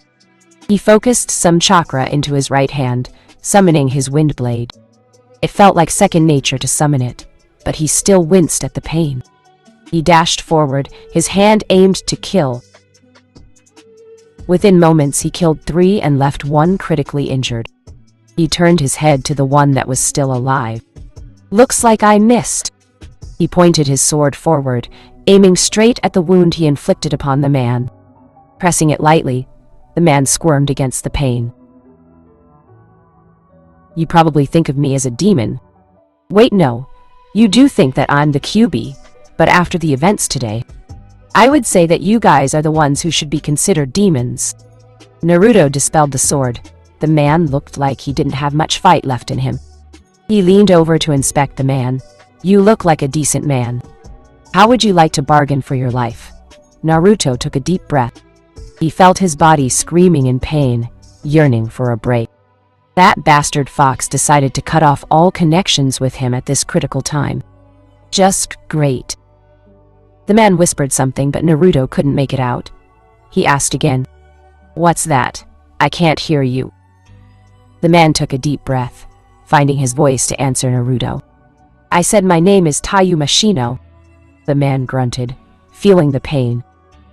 Well, Taiyu-san, if you would kindly tell Tsunade and all her forces to back off, I will leave this village in peace. The man named Taiyu laughed. You leave this village in peace. Demons like you don't know the meaning of peace. He spat some blood in Naruto's face. Naruto wiped the blood off his face. Do a little nice thing. Naruto slowly lowered his hand. And this is what you get. Naruto forcefully hit the man's wounded area, causing Taiyu to groan in pain. Now, will you do it or not? Taiyu continued to laugh. Never. I might not live to see the day you die, but I know one thing. I'll see you in hell. The man took his last breath before passing out. Naruto sighed. Things weren't exactly turning out the way he wanted. He looked at the dead man. So prideful, yet so stupid.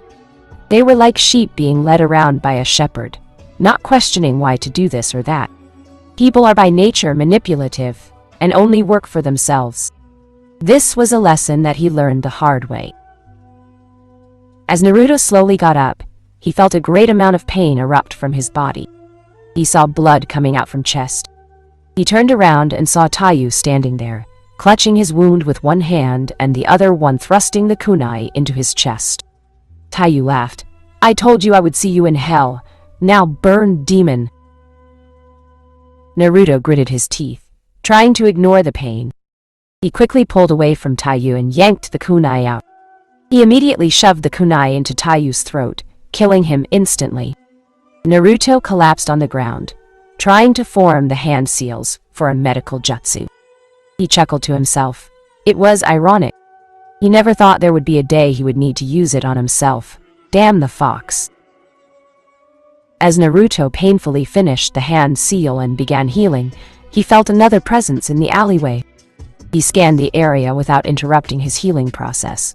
"I know you're there. Show yourself." Naruto had to buy himself some more time. He needed to heal the wound in his right hand so at least he could have a fighting chance. "Naruto Uzumaki." The mysterious voice quietly whispered into the area, echoing all around. Naruto looked around, trying to recognize the voice. He heard the sounds of a cloak flapping in the wind on his right. He was in for a shock when he recognized the symbols on that dark cloak. "Akatsuki," Naruto growled. He moved his left hand over to his right hand, trying to heal it. He was in for another surprise when he recognized the face. Uchiha Itachi. The S-rank missing nin stepped out from the shadows, with a stoic face on. Naruto cursed his luck. Of all the bloody people that it could have been, it had to be him.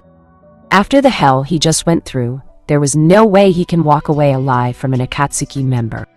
"What do you want, Itachi?" Itachi slowly formed a smirk on his face as he looked at the mess that laid before him. "It looks like that the great Uzumaki is critically injured. There's a big bounty on your head. Did you know that, Naruto-kun?" Naruto started to scoot back, increasing the distance between him and Itachi. Itachi's smirk slowly reverted back into his stoic face.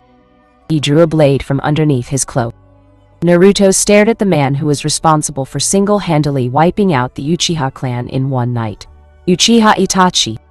Itachi approached the ex-captain slowly, showing the blade in its full glory. "If you're here to kill me, Itachi, then wait in line. I got a whole list to go through before you get your turn." Naruto had one eye trained on Itachi while the other one was looking after the healing procedure. Just a few more minutes, he told himself.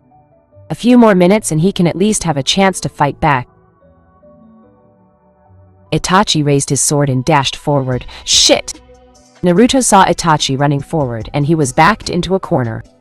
Naruto did the only thing that he could do, and that was to raise his arms to block the incoming attack and pray. He waited for the attack but felt nothing.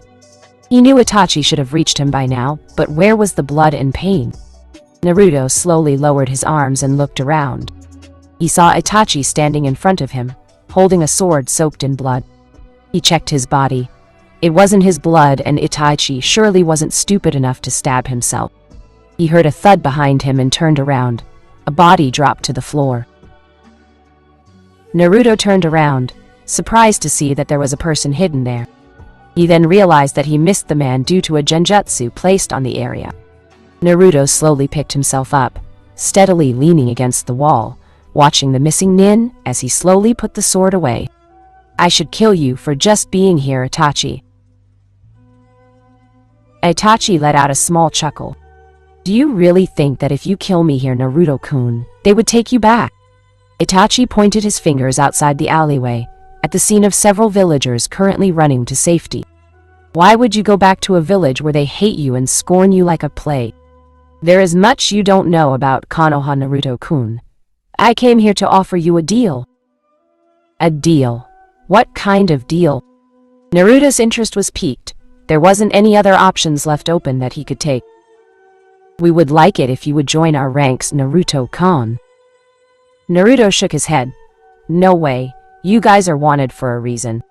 I will not join the likes of you." Itachi sported a curious look on his face. Well, as curious as his face would get. Please enlighten me as to what those reasons might be. For one thing, you guys murder in cold blood for power with no regard to anything or anyone as long as you get it, Naruto hastily answered. Itachi laughed. You have become a naive man, Naruto-kun. Itachi then pondered on another option. How about this then?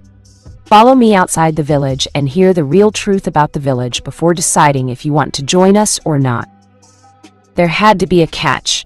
There is always a catch. Naruto smirked. And if I decide not to? Itachi shrugged. You can walk away free, and then the next time we meet, we will be as enemies and not allies. Naruto thought about this offer.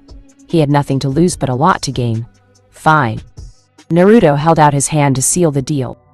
Itachi looked at Naruto's gesture strangely before putting out his own hand.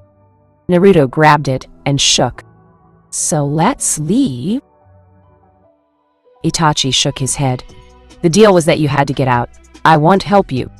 If you can't get out of here alive, then you don't deserve to know.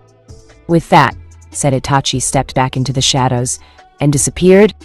Naruto dropped his jaw a little. He was taken like a sucker. Damn it, Itachi. He quietly cursed the Uchiha. The next time he sees him, he's going to strangle the damn guy. Naruto formed his hands into a basic seal and hanged into a fellow leaf chunin. No one would recognize chunins. They were too low below the power chain to be recognized. He slowly shushin out of the alleyway and into the rooftop, quickly joining his fellow chunins. He smiled to himself. This wasn't the best plan, but all he needed is to conserve his chakra and reach the gate. He was joined up with a team of chunins who was also making haste to the gate. Naruto looked over and made eye contact with them. He slowly joined their formation, hoping to blend in. Did you find the demon? A fellow chunin asked. Naruto shook his head. No, the bastard ran away before I could track him. Naruto replied with an angry tone. The first step in blending in with the enemy is to be like them. Don't give them too much information and don't act too much into your part. Just be average and observe how others respond. Don't worry, we'll get him in the front gate. Everyone's there, even the Hokage. Naruto's eyes widened. He did not just hear that. The plan just got more complicated. There was no way he could hide from Tsunade. Maybe she wouldn't notice and he can slip behind them. Naruto laughed to himself. Like Tsunade won't notice. She was the one who condemned him to this in the first place. What's your name? A chunin asked, kicking Naruto out of his own thoughts. Taiyu Mashino. He quickly used the name of the dead man that he just killed. Great to have you on board, Taiyu-san. Naruto quickly nodded as the group made haste to the front gate. Tsunade-sama, our forces are all here, and Anbu walked up next to her. Good job. Tsunade nodded her head and quickly scanned the area, waiting for Naruto. Within the next few moments, ninjas of all ranks, chunins, jounins, and Anbu came gathering by the front gate. It was the largest assembly of ninjas ever since the Third Shinobi War. Let's see if the demon can get through us all, a Junin sneered. The rest of them joined in and laughed. Danzo stepped forward and raised a hand, signaling everyone to be quiet. We will deploy the forces into two groups, the front assault, the ambush team. Danzo pointed to the location of where the ambush team should go hide and wait for his signal, while the front assault team will hold their positions. Tsunade shook her head, feeling her heart crumbling as she watched her power slip from her grasps. She then saw a group of chunins quickly coming towards them. When they arrived, they greeted their Hokage. Greetings, Hokage-sama. Tsunade half-heartedly responded, and pointed them to be the front assault team. Naruto surveyed the area. There were less ninjas than he expected. You there! Naruto turned around and was met face-to-face with Danzo. I want you over there now. Yes, sir. Naruto spoke up in an alert yet boring voice, showing to the man that he was just a new chunin. Just a little longer, Naruto kept telling himself. Danzo was right in front of him, but he can't kill him just yet. No. He was going to make that man suffer 1,000's death over before he died. Naruto found his mind going back to his little discussion with Itachi. The enemies will do anything to save themselves, even if it means forming false alliances. That was the first rule he learned while training for Anbu. Never believe anything the enemy has to say. Always look underneath the underneath. Kakashi's voice echoed through his head. What if Itachi's logic proved true? Naruto slowly shook himself out of his thoughts. The time to act is now while the enemy is still mobilizing. Naruto casually slipped behind the front line, making his way to the back. Hey, Taiyu-san? Where you running off to? Naruto froze in his steps. Damn the insolent Chunin. Naruto turned around and casually rubbed his head, acting like what a normal Chunin would do if he got caught. They told me to stand in the back. Go figure. He shrugged and continued to move. As he prepared to move back, he felt someone holding onto his wrist. Hold on there, Homura said as he grabbed his wrist. What did you say your name was? He stared at the Chunin suspiciously. Naruto smiled. Tayuma Shino, he said it fluently. Without hesitation. Any hesitation would immediately allow the enemy to know that you're lying. I see. So how are your wife and kids? The elder must be on to him. He could kill him here, but then he's right in the middle of a war zone. Not a good idea. I'm not married, Elder-sama, Naruto answered. I like bachelorhood too much to get myself married. He didn't see any signs of a ring on the man's finger before he died, so it was a gamble with this answer. Homura nodded. He let go of Naruto's wrist and walked back to Danzo. Naruto stopped at the back and watched the man talk to Danzo. He was careful not to make more eye contact or else it would show that you're guilty. He could see Homura talk casually to Danzo, but his instincts were telling him otherwise. He saw Danzo glance at him for a split second before turning away. Shit, my cover might have been blown. Naruto quickly looked around for an escape route. An idea hit him. If he could walk towards the door, he could hinge into something else, something smaller. Naruto started walking away again but decided that this time he would be escaping from the front of the line. Naruto quickly slipped inside a vacant building, buying his time carefully. He performed some basic hand seals and quietly whispered his trademark technique. Kage Bushin no Jutsu. Ai. Naruto clone appeared from the smoke and grinned. Distraction, right, boss? The real Naruto nodded and pointed to the back door. The clone received the hint and left quickly. Naruto stepped back to the entrance and waited for the signal to come, where his clone will finally make his grand appearance. Look, there's the demon! He heard some shouts coming from the outside, feeling the movements. He quickly shushed outside and joined the chase. Hopefully, he can slip behind their forces and leave. Naruto watched from behind as he saw his clone having everyone chase him around in circles. He slowed down his pace, allowing ninjas to pass him, and allowed himself to be near the end. When he saw that he was one of the last ninjas, he stopped in his tracks and turned around. He paid no attention to anything else. He quickly made his way back to the front gate. When Naruto got there, he was in for a shock. There stood most of the Root Anbu unit along with Danzo. Greetings, Uzumaki. Danzo coldly greeted to his prey. The individual activity of one man with backbone will do more than 1,000 men with a mere wishbone. William J.H. Botucker. Naruto released a small growl as his eyes focused themselves on the figure in front of him. Get out of my way, Danzo. As Naruto stared at the man, he could feel his hands begging to be unleashed, wanting nothing more than to tear him apart. Naruto moved around slowly, his feet scuffling against the ground. He didn't want to make too much movement. Too much movement would show that you're afraid. Too little movement would show that you're unable to move, giving the enemy a reason to attack. As he observed his environment, he noticed that there were Root members watching his every movement. Danzo smirked as he saw Naruto's eyes shifting all over the place. Let me tell you something, demon. There is no way that you can escape from this place alive. I suspected that you might pull a trick like this, so I made sure that all possible escape routes were covered. Danzo tapped his cane lightly. There's nowhere else to hide. I will finally do what the third could never do, and that is to kill you. Naruto felt his body automatically preparing itself for battle. His muscles were beginning to contract against each other, getting itself ready to fight at any given moment. He finally understood what his destiny was. It was no longer to become Hokage of this village. It was bring judgment to people that have done him wrong. He was born and raised to fight, and fighting is something that he will never escape. No matter where he went, this primeval fighting instinct will always be a part of him. He raised his arms and slipped into an unusual fighting stance. I'm leaving this village one way or another, and I'm intending to leave it alive. Danzo turned his smirk into a sadistic smile. Look around you. You are surrounded by my root.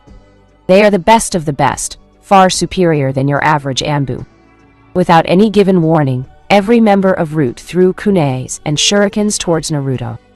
The leader of Root stood there silently, paying close attention to the fight. After a few seconds, he saw the body scarred beyond recognition. He shook his head, disappointed at the ability demonstrated by the QB. The demon was truly something to be feared. It was rumored to be the strongest of the Baijus. A name truly worth to be among the legends. I thought the mighty QB no Kitsune would have put up a better fight than this. Even though the battle was over, Danzo still felt uneasy. This feels way too easy. Killing someone of his caliber should not have been this easy, but then again, the man in front of him was impaled by so many weapons. It was impossible for anyone to survive.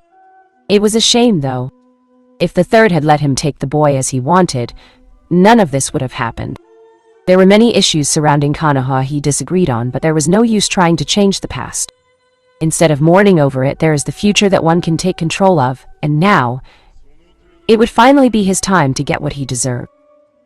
I told you that I would be leaving this hellhole alive. Danzo stared at the bloody mess standing before him, his eyes shocked. No one could have survived that, but this man was still standing here and communicating with them. The weapons came from every direction, making it impossible for anyone to put up any sort of defense. The only way he could have survived this was if he knew the ultimate defense from the Hyuga. What the hell are you? He managed to stutter out. Naruto only smiled before disappearing into thin air, leaving the leader of Root even more shocked. I am the Silent Storm, Naruto's voice echoed all around. And I am your worst nightmare. Silence engulfed the area as everyone looked around for all possible hiding locations. Gah! A Root member managed to produce a sound before dropping dead. Pretty soon, the members of his prestigious Root began to drop like flies. Danzo started to panic as he watched helplessly as each of his men dropped one by one to the floor. This cannot be happening, Danzo frantically thought. He was supposed to have the advantage here. His plans could not have any flaws. There was no way he could have miscalculated this. He continued to watch in horror as his entire plan backfired in front of him. Flashes of yellow moved around his soldiers at a fast pace. Within minutes, most of his soldiers were lying on the floor dead. Damn you, demon! Danzo cursed as he continued searching for Naruto. You're probably wondering what's going to happen to you next. Don't worry, I will tell you. The Shinigami is coming. The voice echoed all around, making it impossible to track Naruto down. Why don't you plead for your pitiful life, Danzo? It is not my life that I should be worrying about, Danzo replied calmly. They will be coming back any moment now once they realize that the Naruto they're chasing is a cage bushin. A kunai suddenly flew towards Danzo, lodging itself in his left shoulder. He winced from the pain, gritting his teeth to keep himself from screaming. He learned through experience that showing any kind of emotions to the enemy was a sign of weakness. It was something he cannot afford here. Then I guess I better finish this now. Naruto spoke again, his voice deprived of all emotion. Another kunai flew towards Danzo, but this time, it wasn't aimed towards his upper body. The kunai hit Danzo near the leg, severing the tendons on his right ankle. Danzo dropped to the ground, unable to support himself with one leg. Another kunai came flying towards Danzo, cutting the other tendon on his left ankle, leaving the fearless Root leader incapable of running away. Just kill me and get this over with already, the older man yelled. He already lost his arm and his right eye during the Second Shinobi War. He had lost his wife and child during the Kyuubi attack. There was nothing else in his life that he could lose at this point. No, I don't want you dead. Yet, death would be the easy way out. I want you to suffer the pain you caused me, the pain that cannot be healed. Naruto appeared in front of Danzo, finally meeting the man face to face. I told you that I would make you regret. Naruto shoved the kunai in a little further, causing Danzo muffle his cry of agony. Danzo was breathing heavily, barely enduring the pain. I'll get you, demon! I'll get you if that's the last thing I do. Naruto stared at the man, his cold eyes gazing into Danzo's face. I highly doubt that, but for showing me the reality of who I am going to show you an original technique as my going-away present. He began performing a series of hand seals at a fast rate. Danzo's eyes widened as he watched Naruto finish with the hand seals. His right hand began to glow brighter than any fire jutsu known to man. Danzo could feel the heat just radiating from Naruto's hand. He managed to release his final words as he watched Naruto come closer and closer. Sanaru Kaki, Naruto whispered the jutsu's name. Holy fire, a rare technique that he picked up while on his missions. He found it on a scroll that was meant to be seen by members of this particular clan. How ironic, a demon using a holy technique. The world must be coming to an end. Naruto mentally laughed to himself. Never in a million years did he think that the first person to witness this technique would be Danzo. Consider yourself lucky, Danzo-chan. Naruto added the suffix intentionally. You will be the first to see this technique, and you will live to tell about it.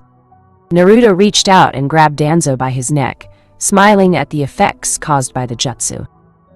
Screams of a man could be heard from all four corners of the village. It was an inhuman scream that was filled with torture.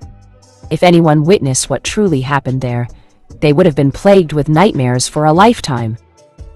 Never forget, Danzo-chan. Never forget. The words barely registered in Danzo's mind as the man slipped into unconsciousness. Did you hear that scream, Hokage-sama?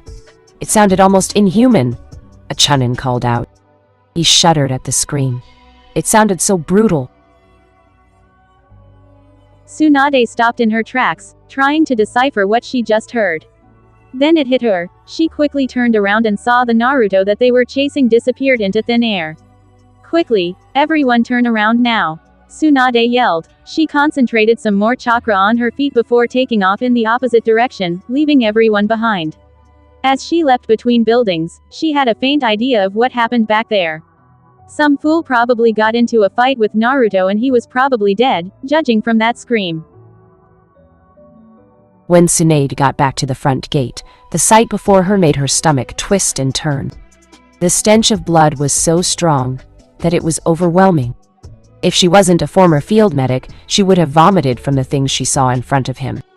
There were so many ninjas were lying on the ground, lifeless. Her eyes immediately took her further down the road, where she instantly recognized the lone figure lying in the middle of the road. Danzo. Tsunade quickly approached the man, noticing that his body was shaking uncontrollably. She shook her head as she turned his body over.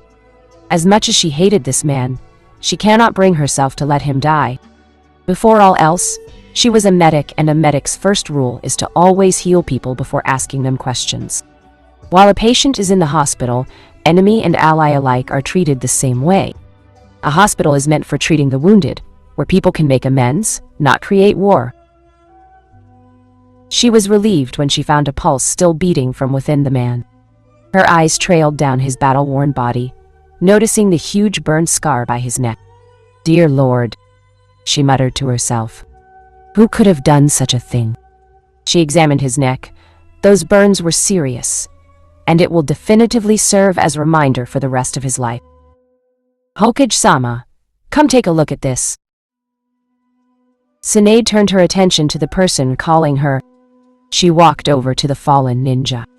May his soul rest in peace.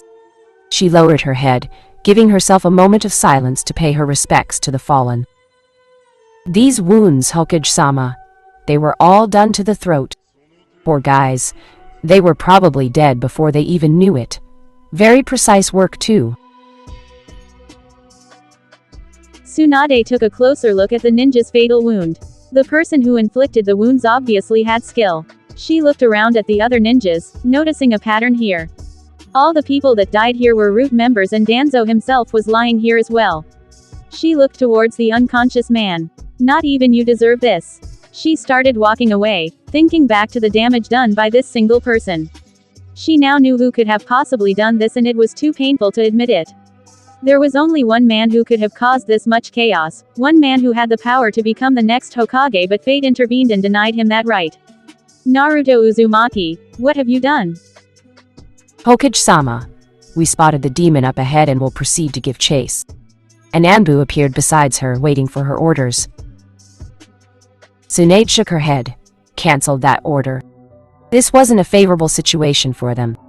If word got out that one of Konoha's own ninja crippled the village, it would hurt their reputation as well as inviting other villages to attack them in their already weakened state. Have everyone regroup. Bring everyone that you could find to the hospital.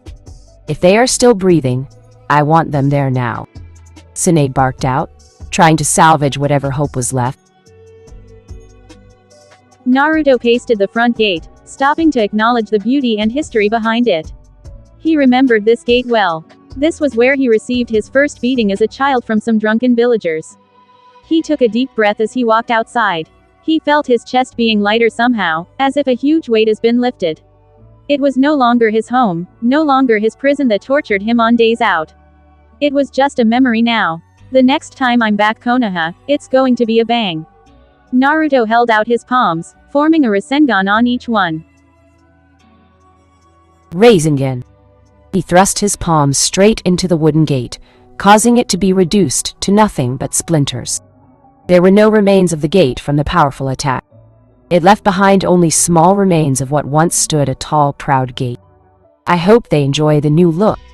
With one last look, the man who grew up without a childhood, the man who took the beatings from the villagers each and every day, disappeared into the vast forest, never to be seen again. An hour later, Naruto traveled fast on his feet, hoping to create enough distance between him and the village. They would definitely be sending hunter nins after him as soon as they become organized. He knew what their mission was, and he wasn't going to be around for them to finish the job. Just when Naruto jumped from one tree to the next, he noticed something odd. He felt like he was going in circles. There was no doubt about it. He could feel something different, but he couldn't ignore this fake feeling. He landed near a bush, determined to perform a more thorough check, but when he put his hand near the bush, his hand went through the bush, indicating that he was caught in a genjutsu. Naruto frowned. Just when was I trapped in this genjutsu? I didn't even detect one.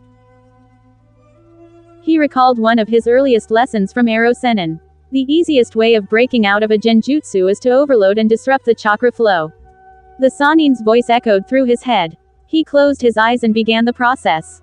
Within minutes, huge amounts of chakra exploded from him at uneven intervals.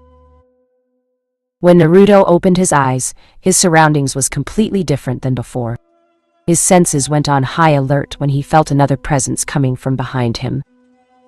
I'm glad to see that you are still in one piece. Itachi spoke up, stepping out from the trees, his cloak flapping quietly from the breeze. You're late. Naruto glared at the man. There were some issues that I had to resolve before leaving the village. You could have left him for another time, Itachi pointed out. Naruto narrowed his eyes, wondering how he could have known what happened. His eyes widened slightly when he realized that Itachi never actually left the village. He stayed behind to monitor his activities from the sides. You don't trust me. Itachi shrugged, knowing that Naruto had already figured it out. Think of it as a safety measure. Naruto sighed. Talking to this guy was like talking to gay. Both of them were as strong as they were queer. The only time they were normal was when the situation required it to be. I'm here about that deal, Itachi, Naruto stated. Of course, follow me. Itachi turned around and walked deeper into the woods without mentioning another word. Naruto stared at the missing nin, wondering why he was being so cooperative. Are you coming? We can talk about it in a more secure location, Itachi called from over his shoulders. Naruto watched Itachi's retreating figure before following him, his eyes constantly searching the area for any kind of trap. Sit, the Uchiha ordered. Naruto looked around, taking his time to inspect the camp. He checked for any sort of traps and hidden weapons. It wasn't because he didn't trust Itachi, it was from his earlier experiences that told him not to put all your trust into one person. Make yourself comfortable, Naruto-kun. Itachi spoke up, interrupting Naruto's thoughts. Enough of the small talk, Itachi, Naruto interrupted. He was here for one reason, and one reason only, to find out what Itachi knew. I want that information. I held up my end of the bargain. Now it's time to tell me what you know. I see subtlety isn't one of your strong points, Itachi commented. Did you seriously believe that by serving the council they would respect you? You live in that dream world where you actually thought respect comes from the things that you've done. It's time to wake up. You will always be the Kyuubi no Kitsune to them. Uzumaki. Naruto never existed. Naruto growled. Tell me something that I don't already know. Get to your point. Itachi glared. Tell me, how corrupted do you think the village is? Naruto shrugged. At this point, I don't really care how corrupted in their filth they are. They could kill each in broad daylight and I wouldn't give a damn. It would save me the hassle of doing it myself. Itachi frowned. Humor me. If you didn't hate them, just tell me how corrupted it is. Naruto shrugged, not really caring. Fine. Maybe there's some corruption in power, he sarcastically answered. Itachi raised an eyebrow, nodding at his response. You are only half right. He raised his finger. Now my next question to you is, why do they want you dead? I'm the bloody freaking Kyuubi. I think that says enough, Naruto coldly answered. His patience was running thin because Itachi was asking questions that served no relevance to his cause. Itachi nodded, approving of his answer. When the council couldn't turn you into a weapon, you became a liability for them. You became a danger to everything they stand for. They detested your existence. They were afraid of you, afraid of whom you are, afraid of what you are. When they couldn't turn you into their weapon, they had to terminate you. They couldn't let a loose cannon wander around. Why don't you tell me something that I don't already know? If this is all to your secret, Itachi, then I'm leaving. Do you remember the Uchiha massacre? Itachi quietly replied. This was a topic that he hasn't shared an outsider before, but it was finally time to pass on the story. Naruto quickly turned his attention towards Itachi, giving him an intense, murderous glare. I'll take it as a yes. Itachi sat there, unfazed by the glare. He wasn't surprised with the look he received. With his little brother back in the village, Sasuke was a living, breathing reminder of the horrid events that took place that night. It was because of what you did that Sasuke turned out like this. Naruto erupted from his seat, his hand found its way onto Itachi's throat. Naruto slammed Itachi into a tree, his eyes beginning to change from blue to a bright red. Killing intent started flowing out from Naruto like a faucet. Itachi struggled against Naruto's grip as he stared into his eyes. It was almost as if Naruto was staring into his soul, just waiting for him to die so he can devour it. It was you, Naruto coldly whispered. That set forth the chain of events that forever changed Konoha. Itachi felt the pressure around his throat increasing. He figured Naruto would do something rational, but he never expected him to be like this. He was caught completely off guard by the attack. He did the only thing that could have calmed anyone down. Bring out the evidence. He reached behind his back and took out a scroll. Read it, and then you will understand. Naruto grabbed the scroll away from Itachi and opened it with his left hand, not releasing the Uchiha. He recognized the scroll. It was a personal scroll from the files of Sarutobi, the former third Hokage. As Naruto skimmed through the scroll, his eyes widened as he went from top to bottom. He couldn't believe the material that was written on it. It had to be all lies. It has to be. He found his hand shaking. No. His entire body was shaking from the news. He dropped both Itachi and the scroll before falling to his knees. Itachi massaged his throat, feeling glad to be free from the man's grip. Do you understand now? We, the mighty Uchiha clan, was one of the most corrupted clans to have ever lived in Konoha. Bribery, assassination, anything you can name, we did it. We were the backbone of the Konoha police force. Who would dare to stand against us? We had the power to conquer Konoha if we so desired it. They were your family. Naruto, still shaken up. It went against everything that he was taught, everything that he knew. There was no way the Sandaime could have given the order to execute of the entire Uchiha clan. The kind old man who gave his life to protect the village and everyone in it. Naruto closed his eyes, trying to calm himself down. Why would he order something like this? He cared for everyone in this village like his own family. The Sandaime realized that a number of clans were being corrupted from within Konoha. If a plant developed a bad root, you would cut it off before it spreads, to keep the plant normal. In this case, I did exactly the same thing. Do you feel no remorse from your actions? Naruto quietly asked. He didn't even look at Itachi. He just stared straight at the ground, desperately searching for other possible reasons. Itachi shook his head. The order was given, and it was clear that there couldn't be any survivors. And Sasuke. There had to be someone left that can carry this burden and to come after me for the sins that I have committed. I have chosen Sasuke for this task. Naruto finally picked his head up, his eyes returning back to their original color. Silence engulfed the area, both men unable to find the right words to say to each other. You're just like me. We gave everything to serve Konoha, and in the end, we were just a mindless soldier who did as they were told, but was cast aside when we were no longer needed. Itachi spoke up, trying to show some emotion but failed miserably. Naruto never looked up, his hands clenching to the ground. I'm nothing like you, Itachi. I'm sure of that. Was he just another Itachi? Of course there were some similarities, but he was different. He had to be. I see. I will take my leave, but remember, the next time we meet, it will be as enemies. Itachi took a step back before disappearing into the darkness of the forest. Arr! Naruto screamed into the air, wanting nothing more than to let this pain out. Birds flew away from the area, trying to get away from the deafening roar. Tsunade gripped the table with her bare hands, trying to prevent herself from lashing out against them. It has been 2 hours since they started this meeting, and they were getting absolutely nowhere. For the last time, it is not his fault, she yelled. These people weren't budging an inch. She tried for hours convincing them that Naruto wasn't at fault. Tsunade-sama, with all due respect, the demon almost killed Danzo-san, wiped out about 20% of our forces, and caused the deaths of many civilians. How can we just let that slide? An elder spoke up.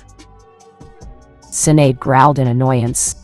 They were just repeating and rephrasing the same thing over and over. If only there was some sign. Anything would do. Yo-heim.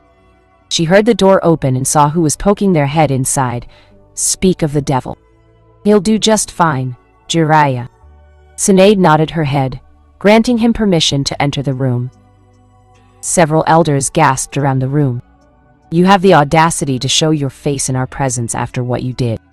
We should hang you for treason, Koharu threatened. Jiraiya ignored the woman's threat.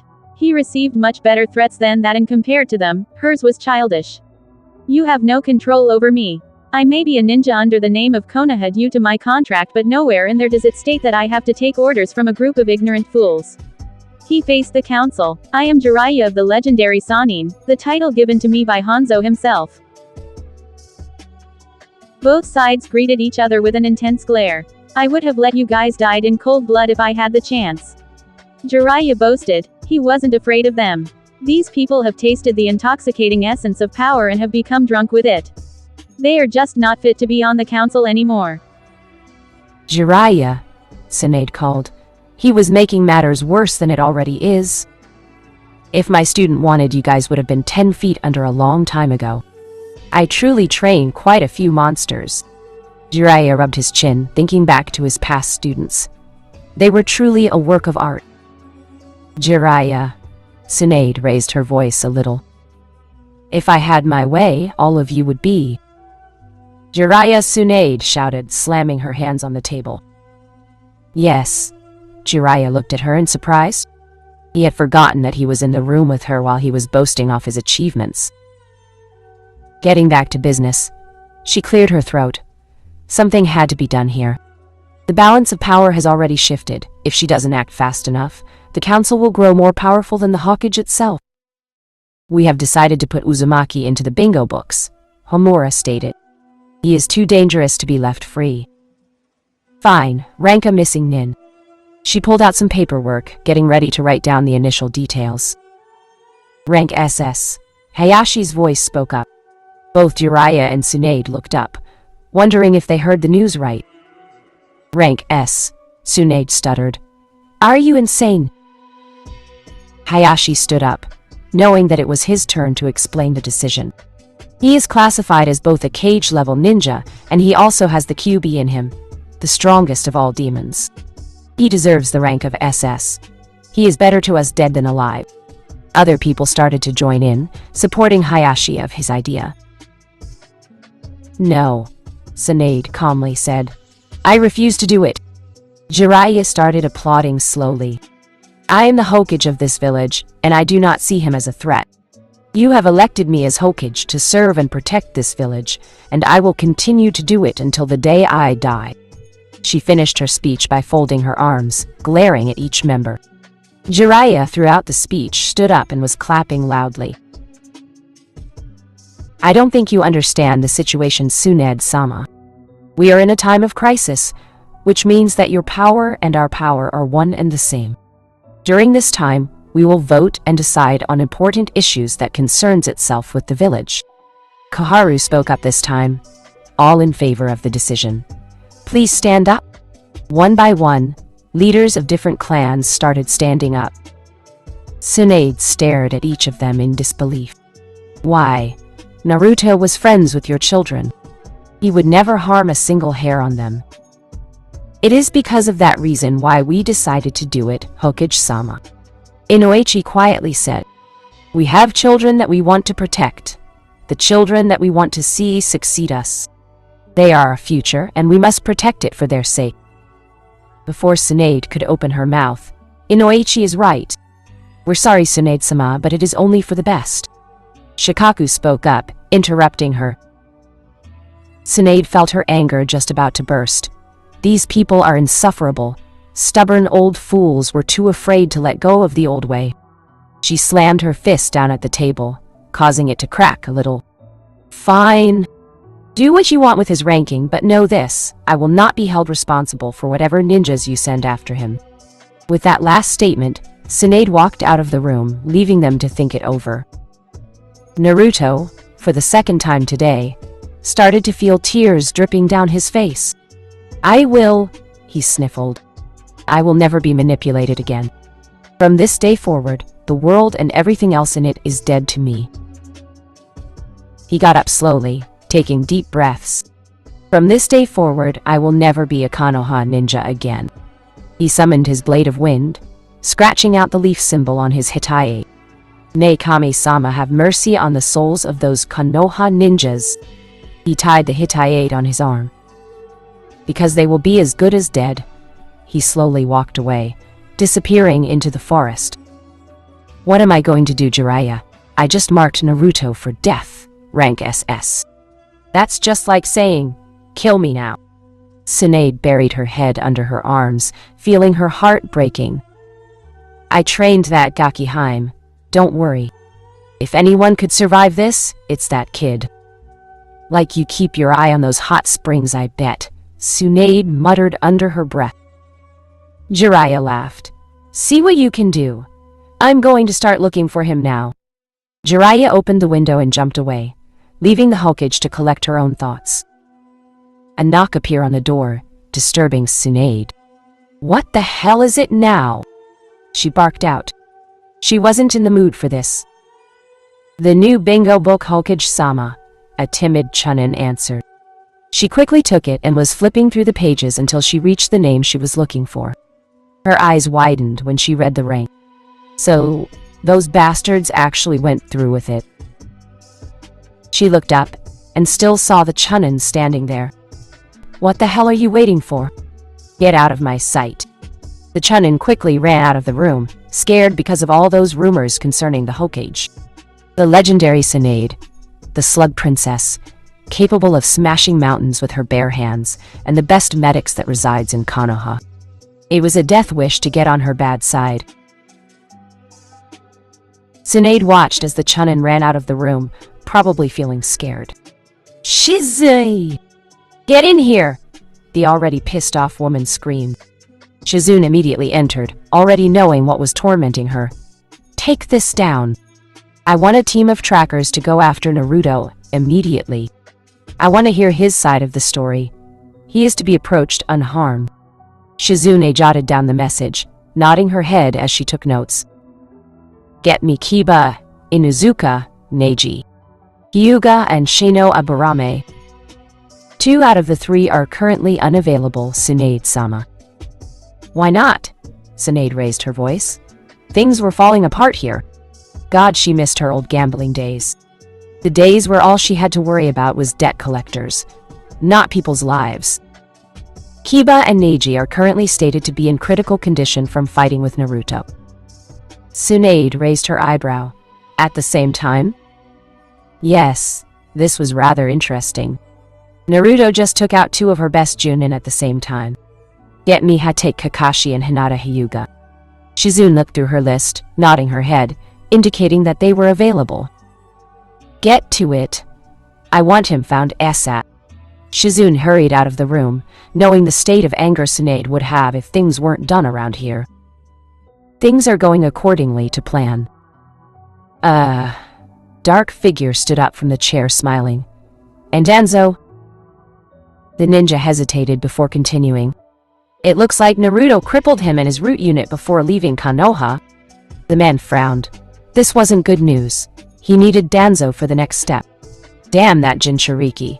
He became a wild card that was not to be underestimated. No matter, the wheels of fate is already turning. It is only a matter of time before Konoha crumbles under my power. The man started laughing. It wasn't the usual evil laugh from most villains. This one was more sinister, more diabolical. Well, what are you waiting for, Sasuke? Get out of my sight. As you wish, Shinrei-sama. Sasuke bowed and took his leave. Shinrei watched his apprentice's retreating form. Orochimaru was a fool to let you go. If it is power that you want, Sasuke, you better be careful for what you wish for. He started laughing once again, before walking out of the room himself. Well, brat, you should have listened to me. Didn't I warn you that humans were greedy and ignorant? All you humans are just too pitiful, but it no longer matters. The ends will justify the means. A rough and deep voice echoed through Naruto's mind. Only the weak needs to rely on people. The strong only depends on themselves. Naruto scowled at the voice in his head. You dare to lecture me now? Where were you when I was getting ambushed by the village? He still haven't forgotten about that time when he was abandoned by the demon. I'm sorry. Did you want me to hold your hand while we waltz out of the village? In case you've forgotten, you have full access to my chakra at any given time. Stop your whining. I didn't train you so you can whine. Naruto felt the voice pounding inside his head, louder and harder each time. Enough preaching, Kyuubi. I need a place to lay low for a while. Any ideas? The voice chuckled. I hope you enjoy hot places. Techniques. Sinaru. Kaki Holy Fire. Class? A jutsu that would even give Katanjutsus a run for their money. This technique follows the same principles as the Chidori, except with fire. A calm breeze blew through the windows as the young Kezkage relaxed in his office. The night was always a blessing compared to the scorching mid-afternoons. He sat in his office, staring at his own hands, his own rough hands. He has been thinking the same thing for the past couple of days now, thinking about the important question. He saw the calendar on the wall and noticed something. Today was the anniversary of the day when he was first instated as the Kazekage. After all these years, he still had his doubts. Gaara sighed as he leaned into his chair. Was it really worth becoming a cage of a village? He didn't know anymore. Did he really think that by becoming the Kazakage, everyone would no longer fear him? Whom was he kidding? Of course, there was going to be some people who still saw him as a monster, but there were others that once saw him as a monster had changed their ways. Did they genuinely change their views? Or did they change because they were afraid of him? Afraid of the power that he had? He just didn't know anymore. He only accepted this job from Baki because of him. Flashback. Why is it so important that you would risk your life to become Hokage? The man next to him stayed silent. People have asked him in the past and he always gave them the same answer. I want to be Hokage because it would mean acknowledgement. The two men sat under a shady tree playing shogi. It turned out that the both of them played shogi in their spare time. Shogi allowed them to take a break from reality, allowed them to forget the problems that they were constantly faced with. It was a while before either of them spoke again. We're different from most people, Gaara. We have been through too much hatred to give up now. By becoming Hokage of our respectful villages, it would show these narrow-minded villagers that we are no different from them. We are every bit human as they are. The man said while moving a piece up. Your move. Gaara stared at the board, pondering about his next move. He could move this piece over there and win the match, but this opponent wasn't just anyone. He was a similar being, Naruto Uzumaki. He held him in the highest respect. Gaara weighed his options, wondering if this was the best move or not. He decided to risk it. It was either do or die. No turning back now. Naruto sat there as he watched Gaara take his bait. Check. He heard the young Kage speak. Watch the way people move, Gaara. There is always an ulterior motive, Gaara. Remember that. Naruto moved the piece before into a different position, ending the game. Check and mate. Gaara stared at the young man before him. He felt himself letting out a small chuckle. You are a strange one indeed, Naruto. Flashback end. It has been a while since they last communicated. His duties as Kazakage have left him with no time to travel out of the country, much less to visit people important to him. The last time he visited Konoha was a year ago when he was on a diplomatic visit. Hello, Gaara. A cold voice spoke up. The cloak flapped against the breeze, hiding the person's physical features nicely. Gaara immediately turned his chair around, his sand already making their way towards the intruder. He narrowed his eyes, trying to recognize his assailant. Cripple then asked questions later. That has always been his style. He raised his left hand, commanding the sand to surround him, intending of crushing his midnight visitor. I'm hurt that you don't remember me. He's fast, Gaara thought as the person disappeared, avoiding his sand. He turned his head around and was surprised to see the person standing in the light, revealing himself. It took him a few seconds to recognize his intruder. It wasn't hard to identify him. He only knew a few people that had blonde hair. Temari was traveling to Konoha to visit her sorry excuse of a man-boyfriend, and then there was Naruto. Why are you here? The Kagekage asked, lowering his sand. It was rare for a ninja to show up in his office unannounced. Shouldn't you be in Konoha doing guard duty or something? I no longer have respect for those fools. Naruto coldly answered. They can rot in their own filth. Gaara noticed the tone difference in his friend. It sounded more distant, as if it was trying to cover up something. Something serious must have happened if Naruto showed up in his office near midnight with no explanation at all. Gaara also took note that Naruto's facial expression was different. His face no longer showed emotion except when the subject of Konoha was brought up. Anger and hatred could be seen from his eyes clearly for a split second before disappearing. He could only venture a guess about what happened. You have to tell me something, Naruto. I don't have to tell you anything, Naruto replied, snapping at Gaara. Realizing what he did, he apologized. Sorry, I'm just exhausted. He closed his eyes and massaged his temples. It has been a hectic week, running non-stop from Konoha all the way here. I just need a place to stay for one night. Gaara reluctantly gave in. It was unethical for a cage to house a missing nin, but this was his friend.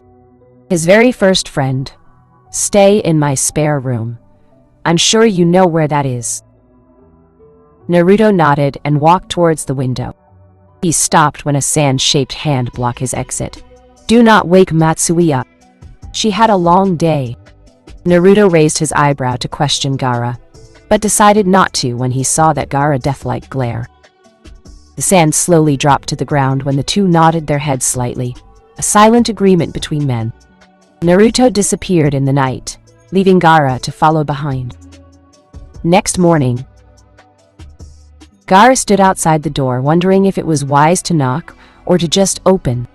If he decided to just open the door, he might see something he didn't want to see, whereas if he knocked and awakened Naruto, he would probably end up with a Rasengan to the face. It was already 10 in the morning and Matsui would probably kill him for making a mess in the house. Naruto, I'm coming in, Gaara said out loud. He figured he would give the blonde a warning before he entered. He leaned against the door, trying to see if there was any movement going inside. Surprisingly, he heard nothing. Taking his chances, he slowly opened the door. He expected the blonde to be snoring or lying unconsciously on the bed. Given his appearance from last night, he half expected him to be knocked out for at least 2 days. Naruto. No answer. Gaara looked around the room. It was still clean, as there was no sign of a person ever living here. Naruto. Are you in here? He asked once more. He looked around in the room, noting that the bed has not been touched, but there was something by the table. By closer examination, there was a note left behind that was intended for him. Gaara, staying here would cause your village trouble. We can't have a missing nin cause trouble for you now. I'll deal with these problems myself. Gaara stared hard at the piece of paper, reading it over twice. That fool! He cursed out loud. Why must he always play the hero that takes on everyone else's problem? That was one thing he'll never understand about him.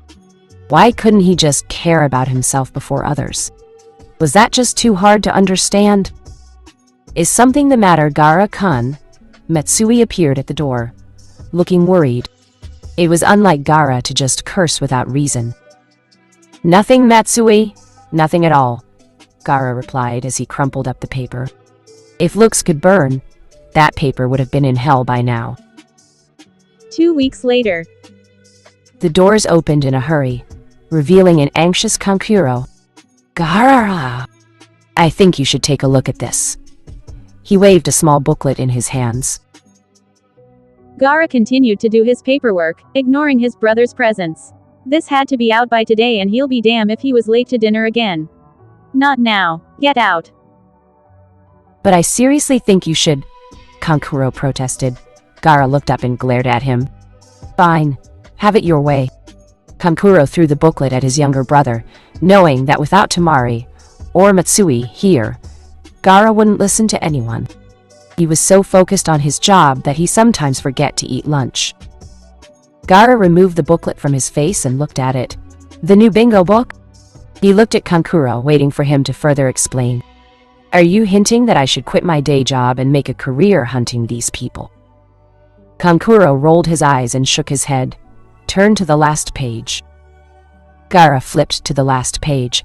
His eyes widened from surprise. What the hell is this? This has got to be a mistake. Is this some kind of joke? He threw the booklet down, anger written across his face. On the last page, it was a face that they were all too familiarized with. Naruto. Uzumaki non-affiliates. The silent storm rang. S missing nin. To be killed on sight. Personal info. Extremely dangerous and should not approach alone. Wanted for the murder and endangerment of Konoha residents. What the hell is this trash? Gaara angrily shouted, demanding an answer. The sand started gathering around Gaara, responding to their owner's intentions.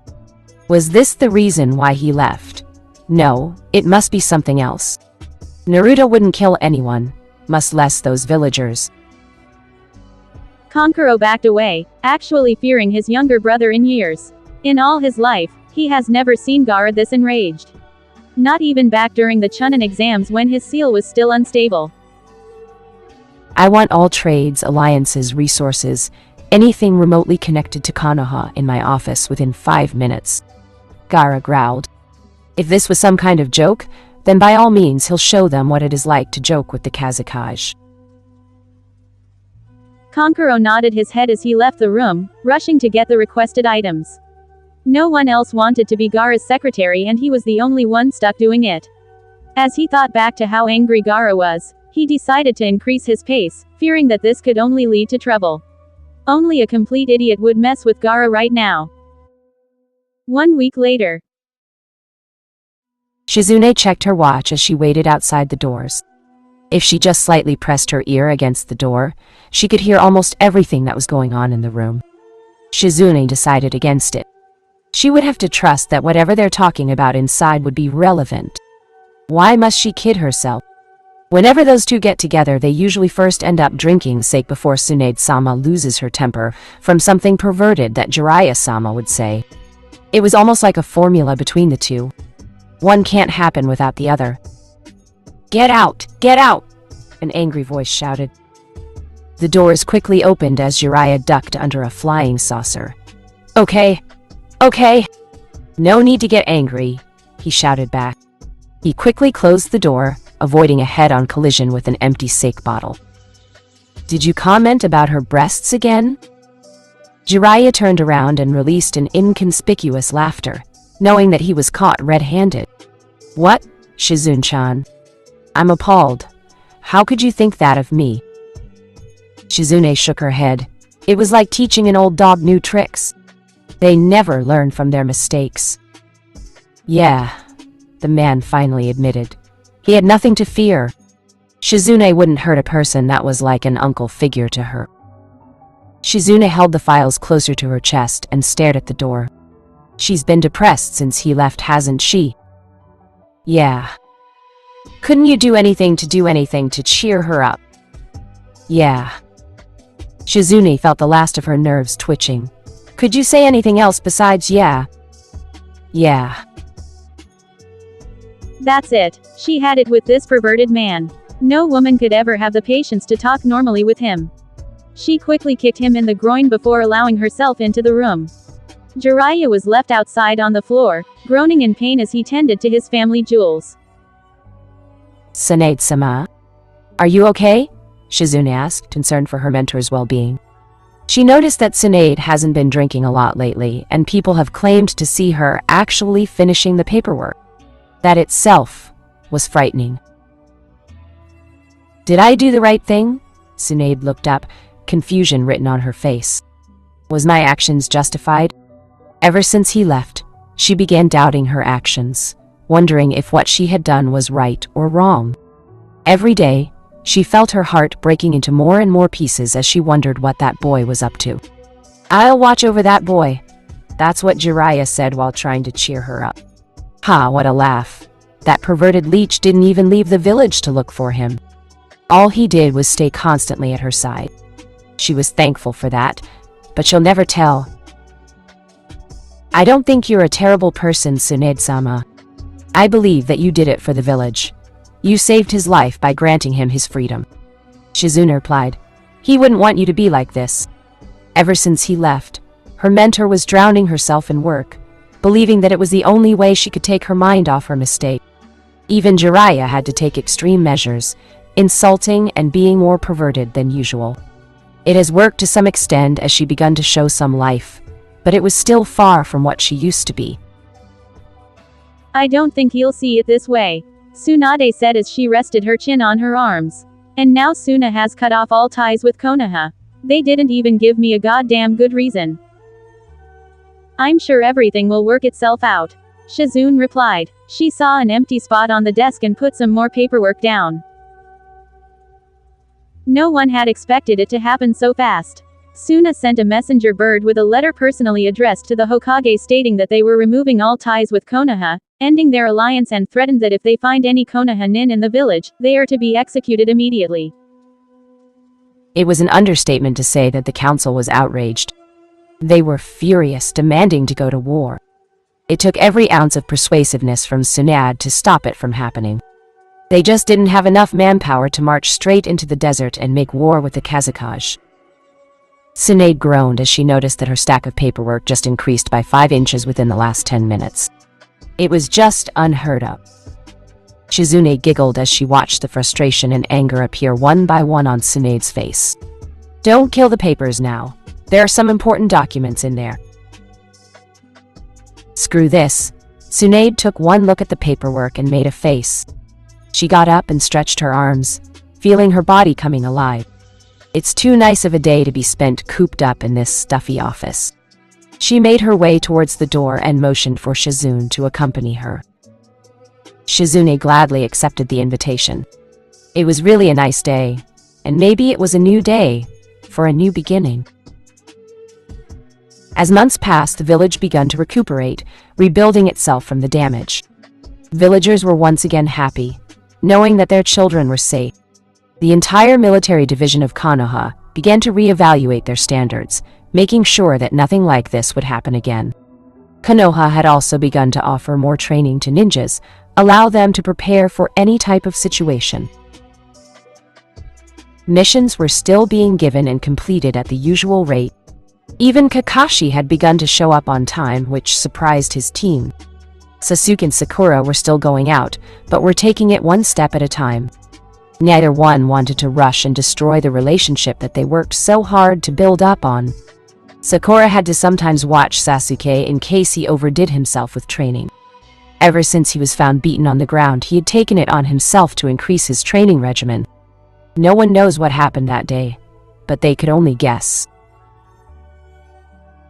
Team 10 with their sensei, Asuma Sarutobi, continued to negotiate with Suna, on a discreet note. Their correspondent, Tamari herself. She was in love with her pineapple-shaped boyfriend, but she was too proud to let him know. He was the only reason she ever came back to this place. The group was working on a plan to somehow reunite Suna and Konoha, but as their plan goes, they weren't making much progress. Guy's team was always Gay's team. Lee and Neji was out of the hospital, but was still in no shape to do missions. They were taken off the active duty list and were recovering surely but slowly. That explosion left them scarred for life, a reminder that they were lucky to be alive. Tenten was moved over to Kurenai's team to replace Kiba because he was taken off the active duty list as well. In many ways, Naruto's departure led to many changes in the village. Whether it may be good or bad, it still showed them that they were too relaxed and a single man alone was able to cripple half the village's military power. Danzo seemingly disappeared after leaving the temporary Konoha hospital. No one has seen hair or hide of Danzo since the incident, but word on the street was that he was still alive and plotting revenge. 6 months later. "Tsunade-sama?" Shizune shouted as she ran into the room, disrupting Tsunade from her daily nap. Things began to return to normal after a few months, and Tsunade no longer blamed herself for Naruto's departure. Things were slowly returning back to the way they once were, with Tsunade sleeping and ignoring the paperwork. "Ah, was that Tsunade?" groggily answered. She wiped the drool off her mouth and slowly sat up, wondering what was so urgent that she had to be disturbed. Team Kakashi and Azuma have found the entrance to the Akatsuki base. They are currently engaging Uchiha Itachi and Kisame Hoshigaki in battle. "What?" Tsunade jumped up, knocking over a pile of paper. This was big news. Akatsuki was on the move lately, and no one knew why. Where is the base located? Shizune quickly checked her report, scanning the portions quickly. Kakashi failed to mention their present location. She continued to skim through the report. Tsunade cursed the cycloptic man, damning him in his lazy ways. Tell them to regroup.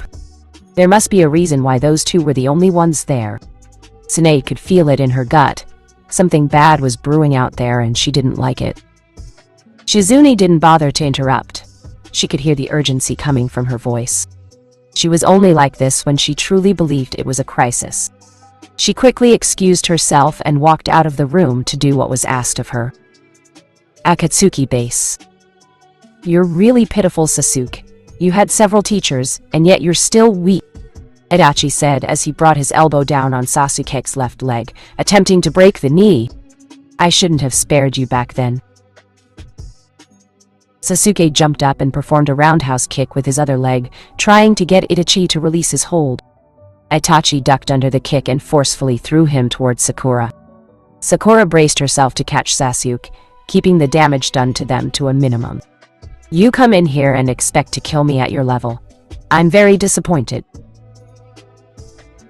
You don't know anything about me, Sasuke retorted as he pulled himself off Sakura, making sure she was okay before turning his attention back to Itachi. He held out his left arm and took a deep breath. Chidori, he shouted out while rushing forward. The sounds of chirping echoed throughout the cave. Die Itachi, Sasuke yelled out. He ran straight to Itachi, feeling that today was the day that he can finally have his revenge. Itachi stood there, unfazed by the murderous intent produced by Sasuke. He merely responded by raising his finger, pointing it at Sasuke. Suki-kun! Wait! Sakura saw the tiny movement by Itachi and jumped in, realizing that Itachi was planning something. Sakura, no! Kakashi shouted. From the corner of his eye, he could see Sakura ignoring his warning. The copy ninja was currently preoccupied with Kisame as a stand-in replacement for Shikamaru, who was the first to be targeted by the missing nin. With Kisame. That tickled but fun time is over. Get off me. Kisame laughed at the pathetic attempt made by the Konoha nin. There was no way a weakling like that could stop him. They have been fighting for 20 minutes now and he was having too much fun to kill them. The Akatsuki member proceeded to remove the man, but to his surprise, he found himself struggling to move his own body. What the hell? It takes two to do teamwork, not one. Shikamaru stepped into Kisame's range of vision, his hands by his side. He would allow the missing nin to witness the technique that was going to be his downfall. Kisame's eyes widened, surprised to see him still standing. I thought I killed you. Nope. You just missed my vitals. Shikamaru wiped the blood off from the near-fatal wound, allowing Kisame to see it for himself. With Chuji's strength combined with my Kagemani, the unstoppable becomes stoppable. Kisame gritted his teeth. He didn't like this. He struggled to move his same hata forward, pushing against the shadows with all his might. Shikamaru grunted as he tried his best to stop the man from moving. Do it now! He couldn't hold it long, maybe 20 seconds more before he collapses from exhaustion. Kakashi took the hint and jumped over Shikamaru, his hands going through a set of seals at a fast pace. Kakashi gripped his right hand, feeling the flow of chakra going through it. He ran over towards Kisame, with his right arm resembling the Chidori. Kisame saw the attack coming and made an attempt to raise his hand, having the Samahata in front of him to block the attack. Not this time. I've been waiting a long time for this day. From the corner of Kisame's eye, he could see Asuma appearing in front of him. With a quick slash from the man, Kisame cried out in pain as he watched the man sever his right hand off, leaving himself defenseless against the attack. Azuma took a puff of smoke, holding on to this trench knives tightly. He stood there waiting for Kakashi to finish it. Raikiri! Kakashi shouted, extending his arm forward, hitting Kisame above the heart. Shikamaru gasped for air as he fell to the ground, feeling drained. Ino hurried to his side, quickly starting treatment for his wounds. Why didn't you just let me heal you before? Her hands were already starting the healing jutsu, feeling glad that all those long hours spent training with Tsunade-sama was finally paying off. Shikamaru let out a soft chuckle. It was just part of the plan. He felt body reaching out for him, asking for a rest. He couldn't keep his eyes opened any longer and soon passed out from exhaustion. Ino sat there, concentrating on healing his wound, but inside her mind, she was proud of him for holding on this long. Kisame was a man who was known to have a high pain tolerance, but today he discovered a completely new meaning to pain. The wounds he received at the hands of these insects were intolerable. First, he lost his dominant right hand and he was barely alive. Damn these insects to hell. He ignored the pain and delivered a hard left elbow to the back of Choji's, rendering him unconscious. With fluid motion, he took a step forward and caught Kakashi by the throat, gripping it tightly. "I'll take your death as payment for my hand," Kisame snarled. He had underestimated his opponents and it has cost him big time. He had to get them now before it was too late. Kakashi struggled a bit against Kisame, smirking before he disappeared in a puff of smoke, revealing a log in Kisame's procession. Kisame was caught off guard by the kawarimi that he failed to notice, Asuma appearing right behind the long, his hands on the dragon seal. Katan. Haizikisho. He blew out a lingering cloud of smoke in front of Kisame, trapping him within the cloud. Arg, Kisame took several steps, trying to escape from the scorching smoke. He ignored the pain in his arms, trying to get the smoke out of his face. His cloak was already torn to pieces from the earlier assault. His mind finally registered that the entire fight, from beginning to end, was just a setup for this moment. Asuma, with every ounce of chakra left in him, extended his wind element on his weapon before slicing Kisame in half, ultimately ending his life and ninja career. Azuma walked up to Kakashi, who was barely standing from fighting the S-rank ninja. It took the four of them to bring down this beast. He wondered if they had enough left over to fight Itachi. And then there was two. Kakashi lazily answered as he collapsed in his friend's arm. With Itachi, Sasuke had a satisfied look on his face when he found his arm piercing through Itachi's heart, smirking as he watched Itachi cough out blood.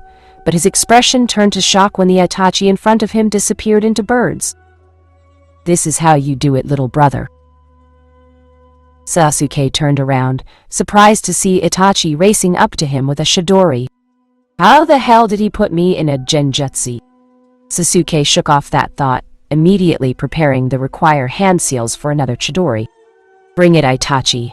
He ran towards Itachi, both Uchihas arching their arm back, gaining momentum. "Chidori!" both of them cried out. The light was intensified as Chidori met Chidori head-on, each one struggling for dominance. Ugh, this has to be a joke. Our levels cannot be this goddamn far apart. Sasuke struggled to keep Itachi at bay, making sure he wasn't gaining any leverage. He felt his legs giving out as Itachi continued to push, hands locked in combat.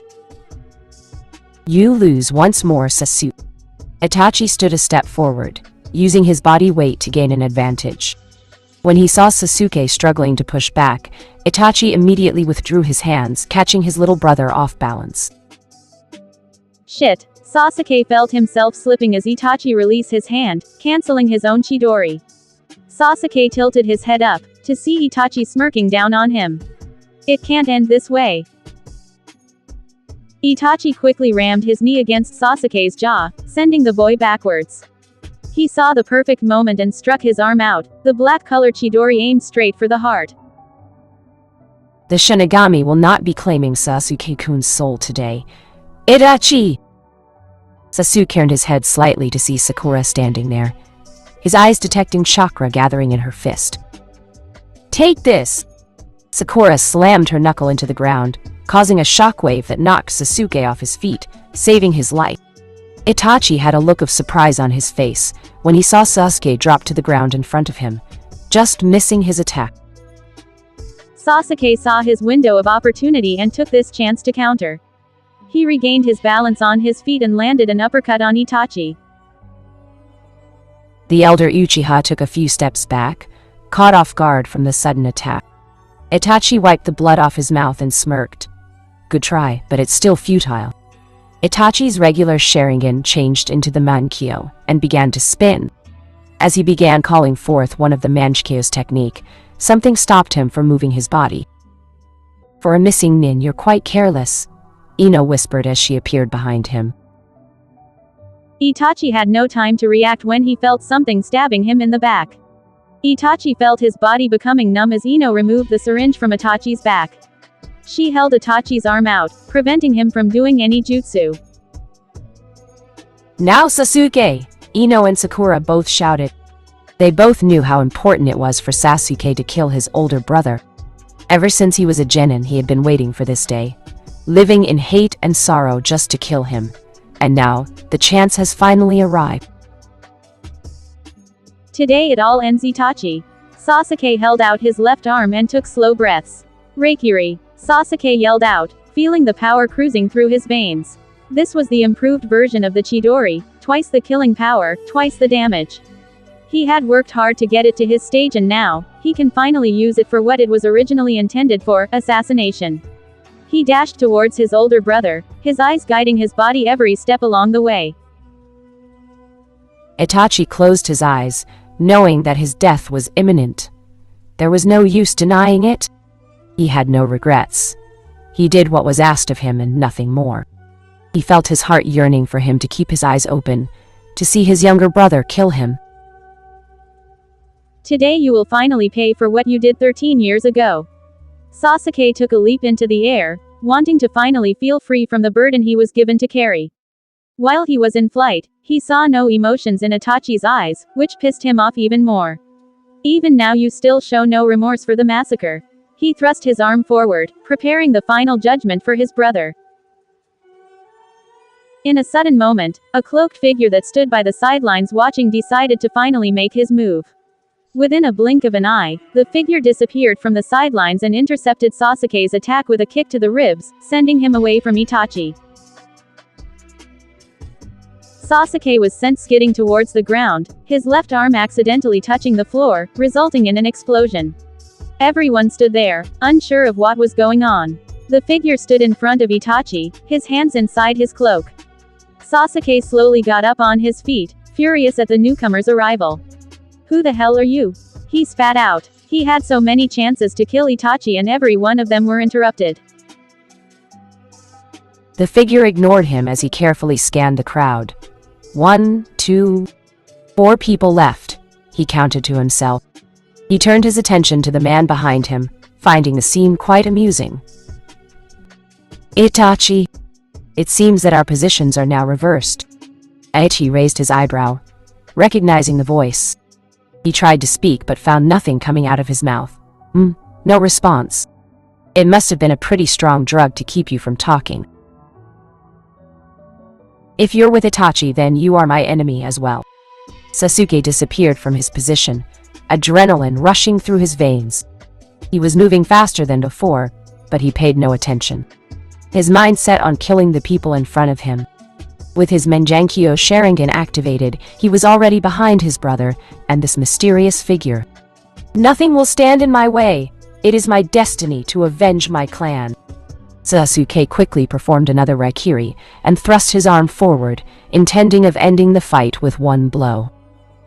The figure took his right hand out of the cloak and grabbed Sasuke's left hand, nullifying the attack. Sasuke looked appalled. He couldn't believe that this person stopped his attack with just a right hand. It was just unbelievable. Are you always this emotional? Why don't you just be a good dog and play dead? Sakura, Ino and Asuma stared at the mysterious person, each wondering who he was. One thing was for sure, he was strong enough to cancel out the Reikiri with one hand. "Who the hell are you?" Sasuke demanded. He tried to break free from the man's grip but was surprised at his strength. There was no way he could budge from it. The figure frowned before answering him. What you call the calm before the storm." He lowered the hand and applied more pressure, crushing Sasuke's hand. Sasuke screamed in agony as his hand became useless. "I'm sorry. Did that hurt?"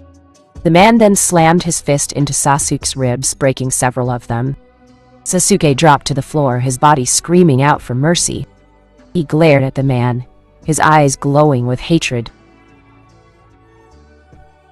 "Sasuke-kun!" Sakura screamed. She charged in blindly, and was preparing a punch that could rival her senseis. The man turned his attention to Sakura, ignoring Sasuke for the time being. He watched as Sakura charged in with her hand arched back, intending to smash it in his face. The mysterious figure stood his ground, stopped Sakura's enhanced punch with just an open palm. Everyone winced from the sound of her fist smashing against the man's palm.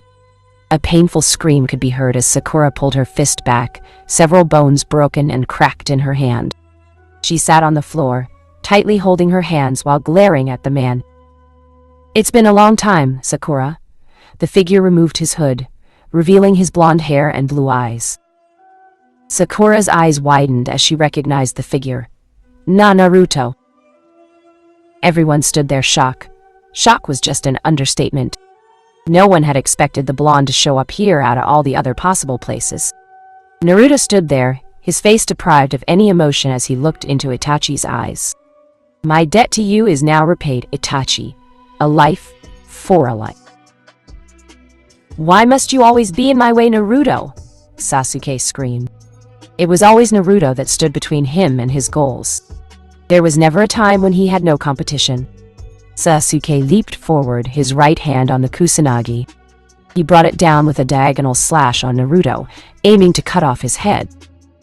Naruto stepped forward and caught the blade between his fingers, forcing Sasuke to lower the sword. If you weren't worth Itachi's time, you are certainly not worth mine. Just as Naruto was about to say something else, Ino, who stayed hidden behind Itachi, reached for another syringe and jumped behind Naruto, aiming to inject him with the same thing she did with Itachi. Naruto noticed her small figure just in time and turned around, smashing his elbow into Sasuke's face, causing the younger Uchiha to relinquish his hold over the sword. With the sword in his hand, he dodged the stab from the needle by sidestepping the girl twice and ended up behind Ino. Naruto held the sharp sword to Ino's throat, calm breaths coming from him. It's been a long time, Ino. It seems the years have been kind to you. Screw you, demon, Ino sneered. Naruto turned his attention to the others, seeing as how Kakashi was unconscious and Asuma had his hands on his favorite trench knives. If you would kindly let me leave here with Itachi, I can promise to spare your student's life. It's your call now. Azuma gritted his teeth. It was a tough decision. There was no guarantee what he would do to Ino, and he was down 4 men. He tried searching for more answers, but there was nothing more he could do. There was no way he could beat Naruto in his current state. Naruto noticed that Azuma was hesitating for a bit. A grin slowly formed on his face. It's not that hard, Azuma. Let me go in exchange for her life, or else I'll send her body back in a coffin. Naruto informed the man, Konoha will greatly mourn the loss of the Yamanaka heir. Azuma, in all his years of service, was left with no other option but to follow the orders of his enemy. Take Itachi and leave. The words painfully left his mouth, already regretting those words. No! A voice shouted. Sasuke struggled painfully to get back on his feet, preparing to what looks like a final Rakiri. You would risk her life to complete your revenge? Naruto asked. One lost would mean the deaths of several dangerous criminals, Sakura shouted. She was doing everything in her power to not rush straight into the situation. If they could execute this attack, then Ino's death would not be in vain. Ino stared at her best friend straight in the eyes. She couldn't believe what was happening. All the things that they'd been through, and this was how Sakura had chose to end their friendship. Don't worry, Ino. I swear to you we'll get him and avenge your death. No, not this way. I don't want it this way, Ino shouted back. Tears began filling her eyes. She didn't want to die yet.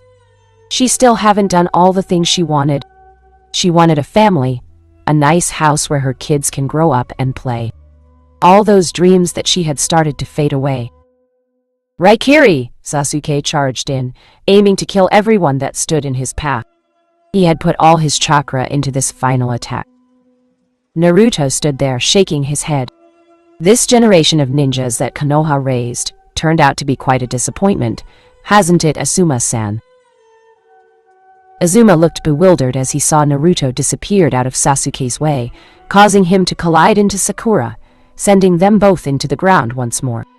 He ignored the loud explosion caused by the attack and scanned the area, his eyes finally finding Naruto standing by the doorway, holding Ino in his arms with a cage Bushin holding onto Itachi. The deal's off, Azuma-san. I will be sending her back in a body bag, Naruto coldly stated. Wait, Asuma shouted at Naruto. If it meant saving his student's life, he would gladly give up his to save hers. He had already seen most of the world, but Ino hasn't. Before he could do anything else, Naruto disappeared into the forest, taking with him his student and Itachi. 10 miles elsewhere. The Naruto clone dropped Itachi off from his shoulder, earning the Uchiha a rough landing with the ground. The original Naruto carefully put Ino near a tree, tying her up. He splashed some water over Ino's face, awakening her. "You will tell me what you did to Itachi." Ino opened her eyes, surprised to find herself staring into the face of her captor. "Why should I help you?" she spat out venomously. Naruto glared at her. "Even in this type of situation, you're still a bitch. Don't you know when you've already lost?" Naruto pressed a kunai near her throat, allowing her to feel the coldness of the weapon. "They left you for dead. You might as well make yourself useful to me before I end your pitiful life." Ino felt her fears rising from the bottom of her stomach. She was actually scared of this man, scared that he would actually kill her in cold blood. It was no longer the Naruto she knew. This was the voice of a cold-blooded killer. "Are you going to talk?"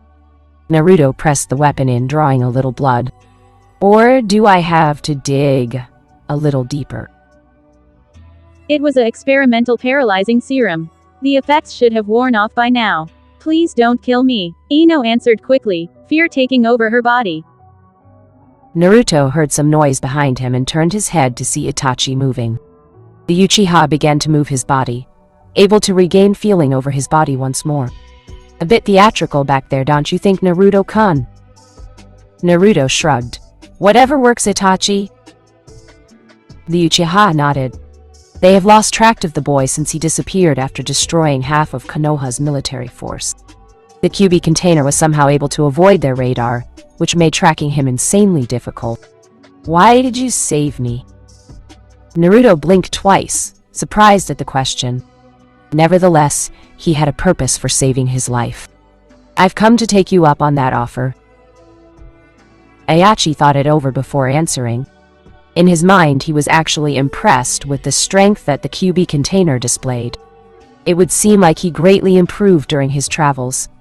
"We'll be glad to have you," the Uchiha responded, knowing what offer the blonde was talking about.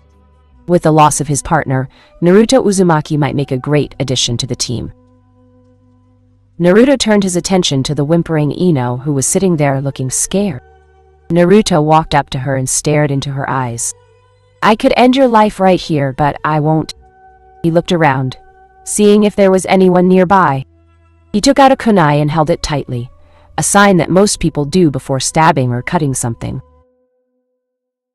Time began to slow down for Ino as she watched Naruto come closer and closer, fearing the moment until he actually reached her. Her mind wandered back to Naruto Uzumaki, the enigma of Konoha. Ino couldn't remember spending that much time with the boy because of what everyone said.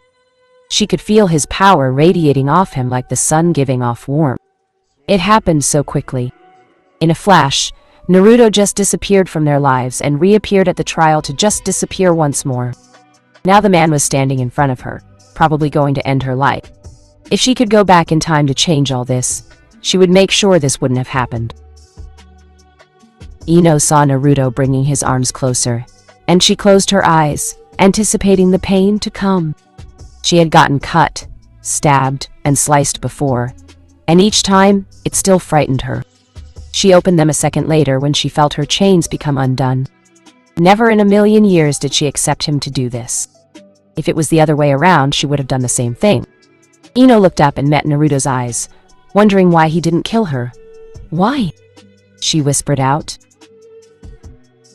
Naruto stared into her eyes, wondering if she was just stupid or curious. "A storm doesn't always hit everything," he replied, leaving her with a cryptic message. Naruto turned around and took off with Itachi towards an unknown direction, leaving her alone in the forest. Author